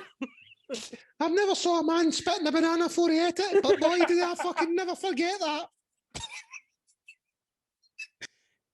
Like, I think you ate the banana with the skin on it. No, it's the fact. It's the fact you peeled it with your feet. Right, I'll never forget that. You peeled it with your feet and you spat on it. I've never seen a man eat a banana that way before. You call that ambidextrous, but boy, was I impressed. Oh my God. Right. One more question. We've got a few more, but we'll do one more. No, play them all, man, then that'll take us to the end of the show. This is from Douglas Kane. Douglas Kane. Douglas Kane's question is as follows. Hello, this is Dr. Hans Uppercunt from the Belfast Trust, also a mental health advisor. Just like to say to all you council scum, get your fingers in your pockets and get some money into the Patreon for these two heroes. When we were outside clapping for everybody in the NHS, including my good self, I was clapping for these two boys as well. Yes. Bang up job, keeping everybody who've got mental health issues sane, laughing, and sometimes taking the piss out of them. So I feel it's my duty to tell all you folk, get the money out. It's a price of a couple of pints. Become a patron. Because see if you don't, I will stop it there. So you've also heard that one before. Oh, man. What does he threaten the kids with? He's just saying, and like Douglas is saying there, just make sure you donate to the show. Thank you, Douglas. Douglas is a hero. We love him very much. It's great to know Douglas has got her back. So become a hero, man. Become a hero and listen to all the episodes. £4. It's £24. It was brilliant, man. It was $4.50, but the strength of the pound against the dollar has buggered us right in the bum cheeks. It's £24. So for £1 a week, mate, you can become a hashtag hero, support the show, support myself and Cheeky Mal, and get access to every single episode. Do it. We're going to have to do an ASMR special soon for the heroes, I think. Definitely. Somebody was commenting that they liked the whispering talk in the last episode. I can't even remember doing it. It's when you were talking about an argument with somebody and the guy started whispering and you were laughing. The ultimate rage when some cunts fucking on the phone. I swear if I didn't have kids, I swear to God. And you just started laughing at him. I wish I could name him. I'll fucking tell you. Do I know who it is? It's you will know who it is. It was okay. fucking dynamite. I swear to God, I'll fucking come down there. You fucking talk to your gun. That is mad, isn't it? We had some questions on the. Is there no another audio question? We need to utilise these, man. These are brilliant, man. I don't know if there is. I'm just double checking. Stevie, Douglas, Robert, Buddy. If you've enjoyed these heroes chatting away, leaving us audio messages, you can too. But if you want to hear more and you're just a fucking council scumbag, be a patron, because episode 117 was when we launched it, and we got a couple of belters on that one, didn't we? You can't be you can't. What came first, the chicken or the egg? That was still my favourite. What it is, right? Mal and DJ Gibbo. Brilliant. What it is, right? Right, I think I've got What another came one here. first, the chicken or the egg? And if you want to find out, listen to 117. Right, I'm just trying to get it. Do you know what I need to get? I need that the podcaster from Zoom. No, Rode. The Rode. Is it the wee thing podcast. you plug your phone in and then cut it into the audio? It's a thing I can take clips for this and load. It's like a big mixer and I can play the clips. That's what I need. So that's why we need more people to become hashtag heroes so we can get this. So I don't need to play this on my phone. I looked into that.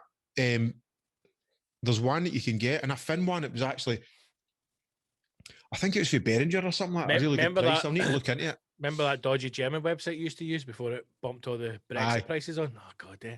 The good old days. Right, this is the last question, and this is from Kenny Bridges. Kenny's getting a second question in because he sent it through. And you too can ask a question. Go to the hashtagshow.co.uk, and up the top left-hand corner, there is a box that says podcast questions. Hit that, and then you can record an audio question for the dynamic duo. You can do it on your computer, you can do it on your phone, do it on your smart tablet, whatever you want. You can do it, send a raven. But Kenny Bridges done it.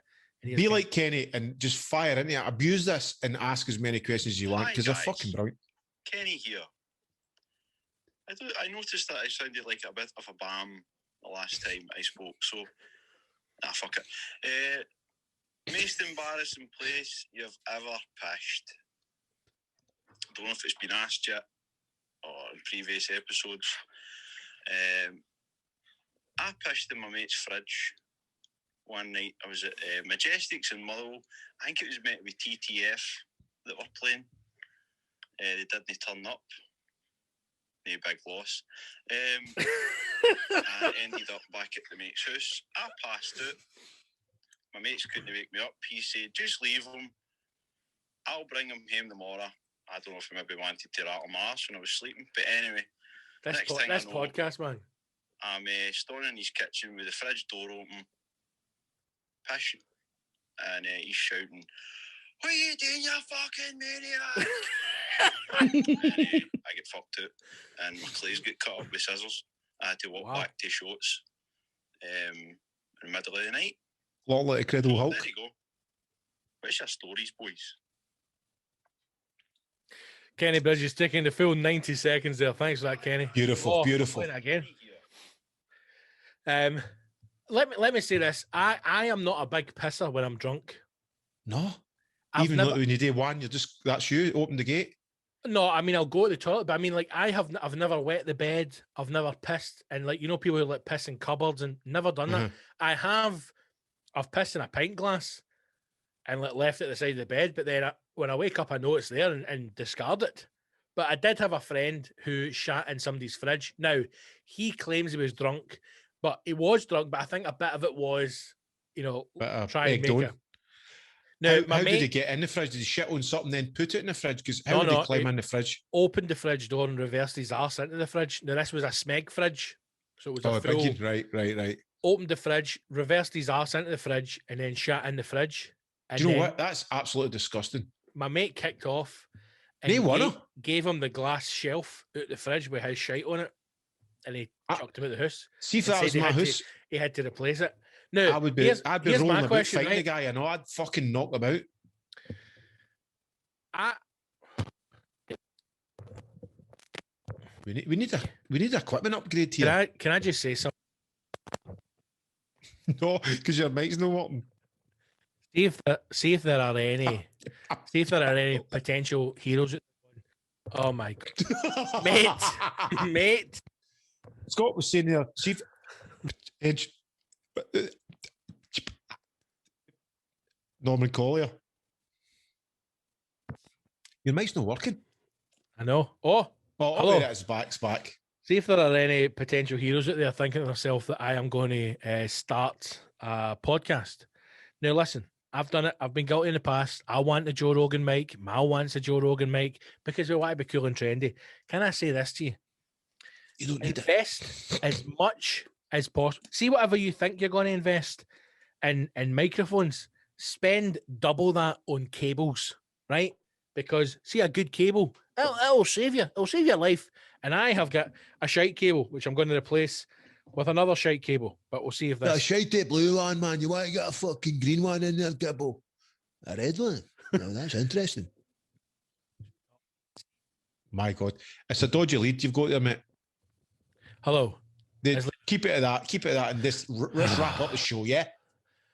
So, shat in the fridge, and he gave him the glass shell foot with the shite on it to take up the road. And he thought that he was funny. Do you know what it was? It was one of those parties where, see, when everybody was getting like into their early 20s and everyone starts to go off in their own path.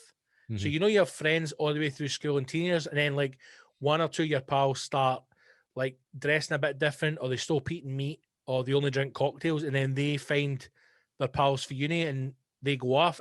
That was at the point in their lives where we were all moving in different directions, because this guy was still like, here, I'll fucking drink a pint of piss and I'll fucking shite in a fridge. Whereas everybody else was like, so yes, I'm doing a PhD in why milk turns brown when you have Cocoa Pops. So it was a clash.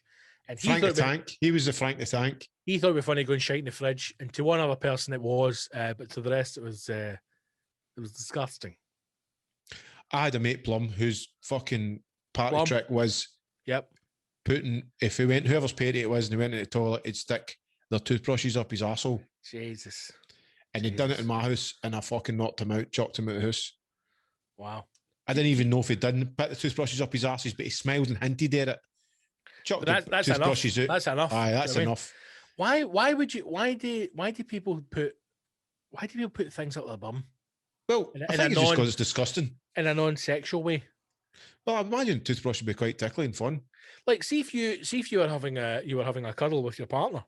Yes. And you're a loving relationship, and and she says, listen, is there any fantasies you have? You say, hey, I've always wanted to put a toothbrush up my bum hole. And she's like, I'll do that for you. Or he will do that for you. And you do it and you love it, great. But to do that, just, to annoy your mate, I wouldn't. What was that? This is an amazing night. Is there anything I can do for you? Is there any fantasies you'd love to do to me? Well, Hen, what is right? I'd love to punch you square in the fucking face. I imagine that going, oh, Franco, that's one of the best nights I've never been shagged that way in my life. Is there any fantasies you've got? I've only one fantasy, Hen. What's that? I want you to get up and get a fucking mouse. What I'd love I want to play FIFA uninterrupted for 4.5 years. You've took me to heaven and back. Alan, is there anything I can do for you? Go and fire up the PlayStation, Hen, and fuck off.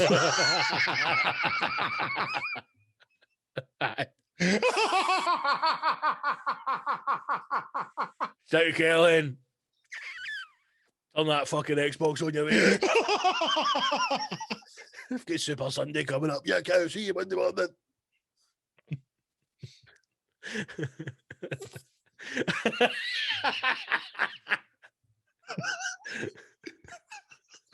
I would have changed your fucking thing. I'll do anything, Franco. I'd even let another woman come in if you really want to do that. There's only one thing I want. There's only one thing I want, Hen. What, is he going to piss on you? No. I want you to turn that Xbox on. And get a fucking mouse.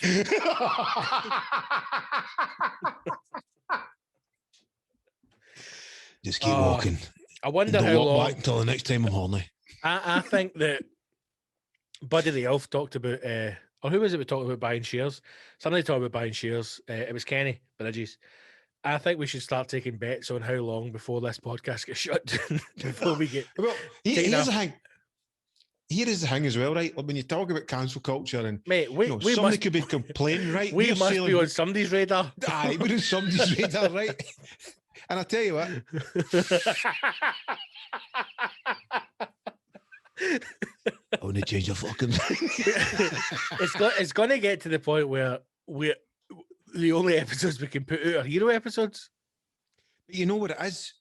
I think these cancel culture vultures will only pick on something that is of notoriety or like success. You know, for instance, see the minute we get an award for like the best podcast or recognition.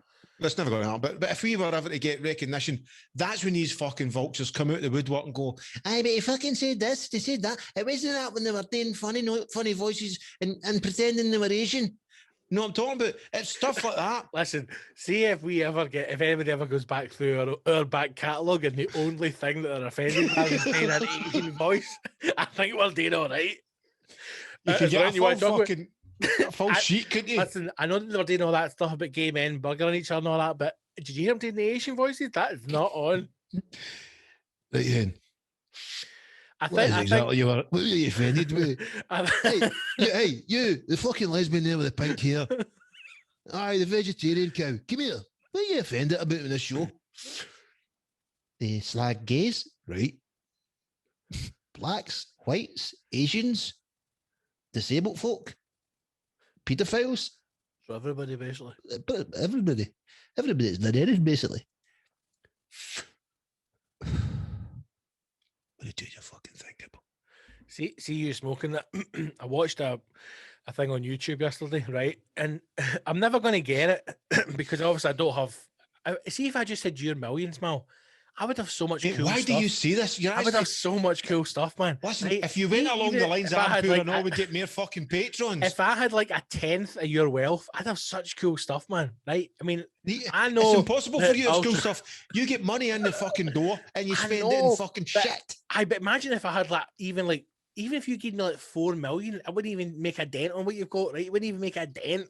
So, oh my god, I would love to give you my bills to pay just to see how see the fucking stress I carry in these two manly shoulders. Well, do you know your problem, right? This is we're living in a modern world, mate. You need to get out working, your partner out working, and they Wayne's out working because that boy's 18 now. You need to start providing. So this program's watching. It's called the shop is Davidoff of London, which is a very famous chocolatier. No, it's a very famous cigar shop in London. Here right? we go. And the guy was talking you through this box that they had got at auction. And I'm like, right, this just looks like a fucking big box of cigars. So they sell them in 50s, a case of 50, which they don't do anymore, right? And the guy's talking about how a lot of clients want the old boxes because they sell them in 50s, which means they can smoke like 10 of them and they've still got 40 left. So they use them for the lifetime. So things like one of his clients was saying that he bought a box when his son was born and he smokes a cigar every year when he's on his son's birthday. And now obviously it's ran out because his son's now 51. He was asking if he could buy another box 50. So he was talking about this box. You're not going to be 100, mate. So maybe just hedge your bets and buy a box of 20. Yeah, I don't know. But then you'll probably get fucking lung cancer and all of these cigars you're smoking. But then how nice would that be? You pass that on to your son and you go, my dad smoked one of these every day on my birthday. Now I'm going to smoke one. And he died of fucking lung cancer and he's wanting me to fucking pick up the helm. This is a problem that people don't understand. They know that there's no chemicals in cigars. It's only pure tobacco. That's why a cigar burns out. And a fag. You put that into your lungs, you can die, Scott. But you think all the chemicals that are in cigarettes. That's like when you light a cigarette, it doesn't go out, it burns right to the end. When you light a cigar, if you don't smoke it, it goes out because there's no chemicals in a cigar. It's just tobacco. That's it, nothing else. Plus, you don't inhale it. Anyway, so he's talking about this box. Mate, the box looks amazing, right? This beautiful handcrafted Cohiba box of cigars. And the guy's saying, why is this so rare? Opens it up. It's fucking signed by Fidel Castro. Wow. And he's talking about the auction that they had. Fidel Castro came into the auction and spoke to them for an hour on stage, nothing political, nothing about, just talking about his love of cigars. And he says there wasn't a sound in the room. There's like all these fucking millionaires, and they were raising money for this Cuban relief fund that was helping children's hospitals. So he's talking about they raised over like 2 million quid or something. But he's saying, he's like, I can almost remember every single word. Imagine going to a dinner and fucking Fidel Castro gets up with a big fucking and starts talking about cigars. What is it? I mean, I've never actually understood the love of cigars. Is it the taste it leaves in your mouth as you smoke it? See, honestly, and obviously because I don't know enough about them yet. Like, I'm trying to learn all about the ring gauges and the size of them, and they have like burn speeds and how quickly they draw down and things like that. The ring gauge seems to relate to the size of it. So see if you get like a fucking big Churchill bad boy or a big fat ones, that's like a 60 or a 62 ring gauge, so a big fucking thick cigar. But there's so much to learn about them. But see, honestly, mate, see when I got those Cuban ones off that website, see smoking it and then like having a coffee, there's something about it. It does taste differently in your mouth. Like I got a couple of Cuban ones, right? Now they're expensive, right? They're about £10, £12 a cigar, and that's the cheap end. They go up to like, mate, there's one on that Davidoff website, it's £1,000 for one cigar. Right. So the price range is insane, but you're talking about for a very good Cuban cigar, you're around about maybe the £28 to £40 per cigar, right? It's insane money. But obviously you can get ones that are like a tenner. The ones you get at the shops, Henry Winterman's, they're a fiver, right? So I was smoking that, and you don't inhale it, but you can tell things like, see when I smoked that Cuban one, the speed in which the smoke comes into your mouth is heavily reduced as opposed to the cheap one. So it's things like that that you can taste the difference in. And see when you're like, a lot of guys drink whiskey. I don't like whiskey. So I drink coffee. I smoke a cigar and have a black coffee. And mate, I don't know how to explain it, but it just tastes differently in your mouth. It heightens your taste buds, or everything. The coffee tastes different. Like the way in which it coats your mouth is different. When you smoke like a really good cigar as well, the way in which the smoke fills your mouth is completely different from like a cigarette. I don't smoke fags, but obviously I've smoked in the past. It just feels completely different in your mouth. There's just something about sitting with a big fucking... I know something gay about it. How? Because you're putting a big black thing in your mouth and sucking it. There's nothing, mate. There's nothing more manly than sitting with a big cigar, mate. They're brilliant. Okay, you know, and if any listeners out there are hoodwinked into thinking, I'm going to try cigars, do responsibly, you know, take care of yourself. Get yourself online. Get yourself a couple of Cubans. And enjoy, mate. Enjoy it. I sent you a wee message. I was looking, you know, you'd uploaded the video, and I always do I skimmed through the show, and I was in tears laughing at the end of last week's episode. I can't even remember what we were talking. We went off on one, and the two of us were fucking pissing ourselves laughing. No, it wasn't a whispering. It was just mental chat. I can't even remember what it was, but I was in tears watching it back, really laughing hard. I think a lot of people said they enjoyed the first half hour when we're talking about the Daft Rangers fans and the Red Hand Ulster pack. You can get one on Amazon. It was a fun packed episode. It really was. I'm losing track of episodes now because this has been the most regular that we've ever recorded. Do you know what I mean? So it does feel like I keep forgetting that we jump between hero episodes and normal episodes. Do you know what I mean? So sometimes when I talk about things, I forget that Council's not heard it because they're no heroes. I forget that people listening to this may not have heard what we were talking about in the last episode because it only went out to the heroes. There's never really a theme with this show, is there? It's not as if we talk about what we talked about before. There might be some characters like you was doing the high-pitched fella, you know, but then again, that might be new to somebody who's a Council listener because I've never heard it before. Over the weekend there, that was my 50th Patreon episode on my podcast.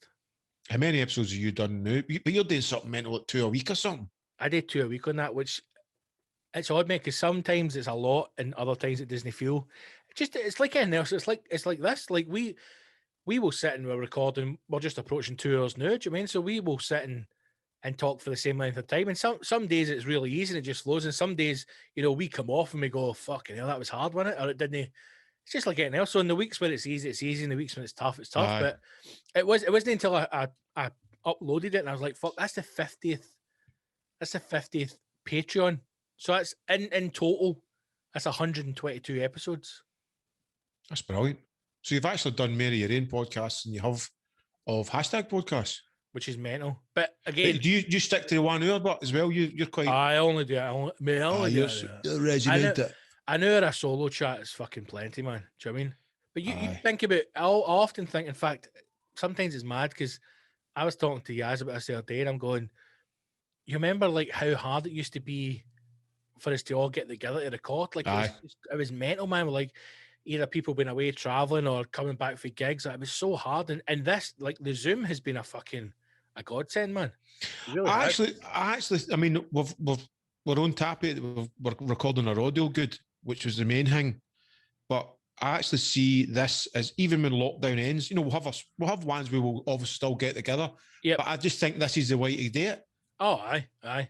And also things like, you know, even like other podcasts as well. Like if you, I'm seeing more people doing stuff on Zoom, and I'm going, there's no reason why you wouldn't continue to do that. Do you know what I mean? Obviously, there's something about being in a room as well with people, and you know, we'll get together eventually once lockdown's over and do them. But this is still the easy way, because I mean, I'm an hour and a half to get through to you. Do you know, if you Edinburgh? Aye. Well, that's it. And then on the way back as well. As the crow flies, you know. As the crow That's flies. 3 years out your day. You know, Unbelievable, doing mate. that, looking at tarmac, you know. Then I've got to come back and do the edit and all that, make the video look all fancy. But aye, Zoom's been a godsend. It'll be interesting, right? Because I feel like, obviously because of lockdown, people are just, for whatever reasons, want to keep being creative or vent their frustrations or whatever. Loads of people have started podcasts, right? I'll be interested to see how many people continue after lockdown. You know, because this is something that we've been doing now for 6 years, and it's something that we enjoy doing. Obviously, lockdown is not forced us, but through our own choice, we've developed it more. And I would even say, for me, I've been enjoying. You know, we've both spoke about just doing it and having that hang right. We're doing it then, and then it's that we hang today, and you know, keeps you busy. And I mean, I do like it now, where like, I know a lot of people miss the music and stuff like that when we used to play tracks, but it was so fucking hard to get around stuff, because you, like, right now we couldn't play it on YouTube because it would shut us down. But even that, like the stop-start nature, when the show, if you listen to the early episodes, the show's completely different now than what it was. Obviously, we've lost someone as well, but even the format of it, like the kind of stop-start nature, because remember before we used to stop and then play picking it back up, and then we go, right, we're going to talk. Whereas now I quite like that we just go and we just see where it goes. Sometimes it goes to pretty dark places, man. But it's just a kind of continuation on, and it's good, mate. No, I mean, it's good. 118 episodes, unbelievable, mate. I like things like, I'm looking forward to hitting 200. Or like hitting 100, 150. 150 is the next one, isn't it? 200 episodes. I mean, I think even my own podcast, like, I'm looking forward to getting to the 100th episode, because I think that's a wee milestone. Then, you know, do you see it as an achievement? Oh, I mean, I always cringe, but I always think about that first time I tried to do it myself, when you say it was best podcast available. You should actually put that out as a hero special for your own. I can't find it. I'm sure it was a YouTube or a SoundCloud link you sent me. Right, I'll need to try and find it on SoundCloud. But that in itself, like, I was talking a little bit about this on the Patreon episode that went out on Sunday, that I'm obviously I would like the numbers to be better. You know, I would like the podcast to grow, but that will come with time, man. It's just about building the numbers, as in the body of work. Also, as well, mate, this podcast and your podcast, I'm sure, we don't spend, because we don't have the money, we don't spend any money advertising a podcast. We don't make people aware of what's happening. We basically wait. We're hoping that through our own pages and listeners sharing it, or telling their pals, it's word of mouth. It really is a grassroots word of mouth podcast. Both yours and the hashtag one, because we don't spend any money promoting it. If we did have the money to spend money promoting it, it would be a much bigger thing. But I like, there's part of it that, like, especially with the hashtag, I like that it's a wee cult thing. It's just a wee group of people, and you know, we're slowly building the Patreon, and it's great. And everybody who's a hero, honestly, thank you so much for supporting the show. But another thing we keep getting asked as well that we'll need to put right is, we initially wanted to put all our back catalogue episodes onto Patreon. Now, that's proving a wee bit more difficult today. So what I think we'll do, Scott, if you agree, I think you do, is we'll just schedule them back onto Podbean, so everybody's got it, because I don't know what was going on, but Patreon was just been a right fucking pain in the hole. We try to get all the old ones up, so we'll just make them live again on Podbean, and then people can enjoy them. I mean, imagine somebody just finding this show, right? This is what I think about it, you know. Because I mean, I was somebody the other day, you know, like I'm getting more and more folks saying, "Oh, luckily I'm a hashtag hero." Then I'm folk going, "Luckily I'm writing your tunes. You're a legend." I know, but I mean, What Jack's brilliant. I like it's the same. Like I like the idea of, because I've done it in the past where I've stumbled across a podcast and then I've listened to it like in the car, and then I've went, I quite enjoyed it, or I like listening to the way that person talks, broadcasts. So, and then you go in, there's like 200 episodes. I'm like, brilliant. I enjoy that. That likes that. I hope people do find this and go, fuck, I've got 118 there you go. episodes to Fuck's listen sake, bang. Aye. But a lot of folk have been asking for all the previous episodes, Phillips, number one. So we'll get the old ones back reactivate up. them and get them back up. Activate. Right, we should wrap this up here then on a solemn. We've run out of steam here. We're reminiscing, we're reminiscing. And I need to go and finish off that morning shite that I started before. I'm actually brewing one up and all. And you know what? I really did try my hardest to no swear in this episode. I think I got. Why? Why are you trying not to swear? I just think I'm swearing too much, mate. I don't think you are. I think it's just natural. It's just me, but it is just. It's just who I'm. I am what I am. And sometimes I'll be listening back to the show, and it's just fucking cunt. And I go, I can't help myself. Maybe you're more aware of it now, so you won't swear as much. But it's not like I've got a choice in the matter. It just happens like a comma. I know. What are you going to do, mate? What are you going to do? I'm going to change a fucking thing, mate. Right. If you are listening to this and you would like to access every single episode, the only way to do so is become a hashtag hero. Head to patreon.com/the hashtag show, or go to the hashtag show.co.uk and follow all the links on the website. We love you all. Sign up. £4 a month, £1 a week. What's that? What is that? £1 a show? It's nothing. Sign up. Access all the extras. All the specials are on there. More stuff coming up. To all the heroes, we love you. To the council scumbags. The council scumbags. Our door is open and we await your presence. Come through and accept. Mate, I tell you, I'm going to see if you're a fucking council scumbag. I'm going to fucking listen. I'll joke aside. I will fucking drive to your house and I'll fucking have a wee word in your ear. You know what I mean? A man-to-man word in your ear. Which is their word in your ear. I'll be a fucking big meat on this side of your ear. So I'll hurt you. Just fucking do it. Be a hero.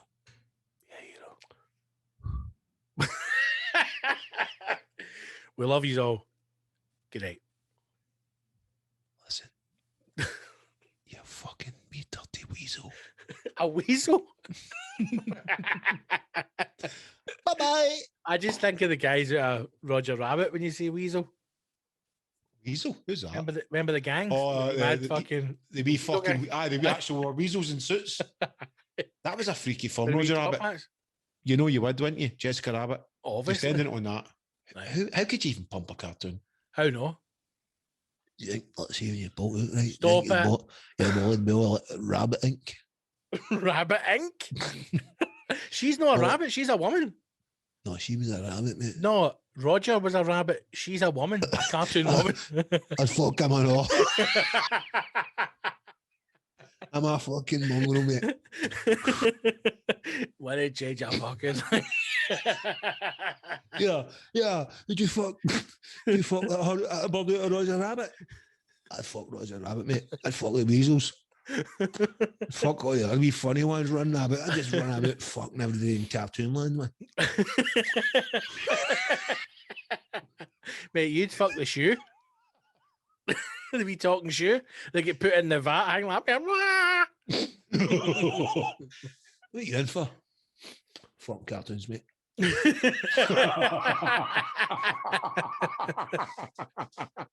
What? No, that wee shoe at Roger Rabbit. Fucking absolutely burgled his arse, mate. Flintstones. Bugs Bunny. Oh, God. Pretty much all the Warner's cartoons. Done them all. I like that you've got a cigar in jail as well. See, when they're all busy hunting doing all the pedos and all that, Jeffrey Epstein, I'm just up Warner's pumping fuck out cartoons. You couldn't tell it any cunt. Nobody's interested. Oh, you need help. You need a counsellor. You need to go and speak to a professional. And no, what's great about it, right? You just draw them in all sorts of positions. Can't see it. We just fucking demolish them, man. And then if they start getting smart, just rub them right out. Jizz oil them. Rub it in the paper. Scrumple it up, put it in the bin. They don't want you wearing a rubber. Cartoons, man, take it anyway. Don't want you wearing a rubber. Right, 118 done. If anybody has been affected by anything raised in this episode, please contact your GP and seek medical profession. All the best. And here, see if you want to hear more about my fucking cartoon exploits. You know, my next podcast, you know what I mean? Mal's got a blog out. Read Mal's blog. It's called Mal in Toonland. What's my name? Up the Cartoon Damager, my man. Cartoon Damager. I'm going up the tune. No! Sesame Street, don't get me started. That's Right, grim, man. I know, man? it is grim, man. I'm going to go for a shower now as well. Right, all the best. Cheerio. Bye-bye. What's your favourite cartoon? Just say goodbye. Probably fucked it.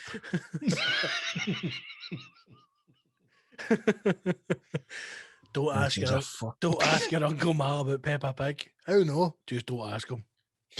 Nah, mate, I don't like the 2D ones, you know what I mean? I like 3D cartoons. I don't like 2D, I like 3D.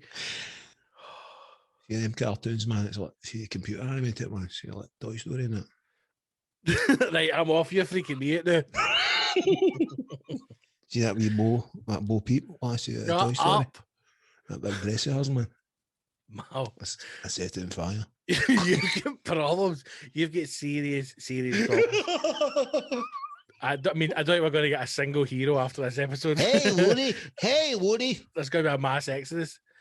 Right, thank you for listening. Chris Cairns is a council scumbag. Become a hero. Sign up at Patreon. We will see you all next week for episode 119, where Mal will talk us through his first counselling session with his therapist.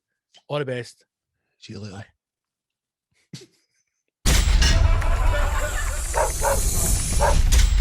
Bye, everybody. Thank you. Good night. Okay. Great. Good night. I love you. Okay. The HashTag show.co.uk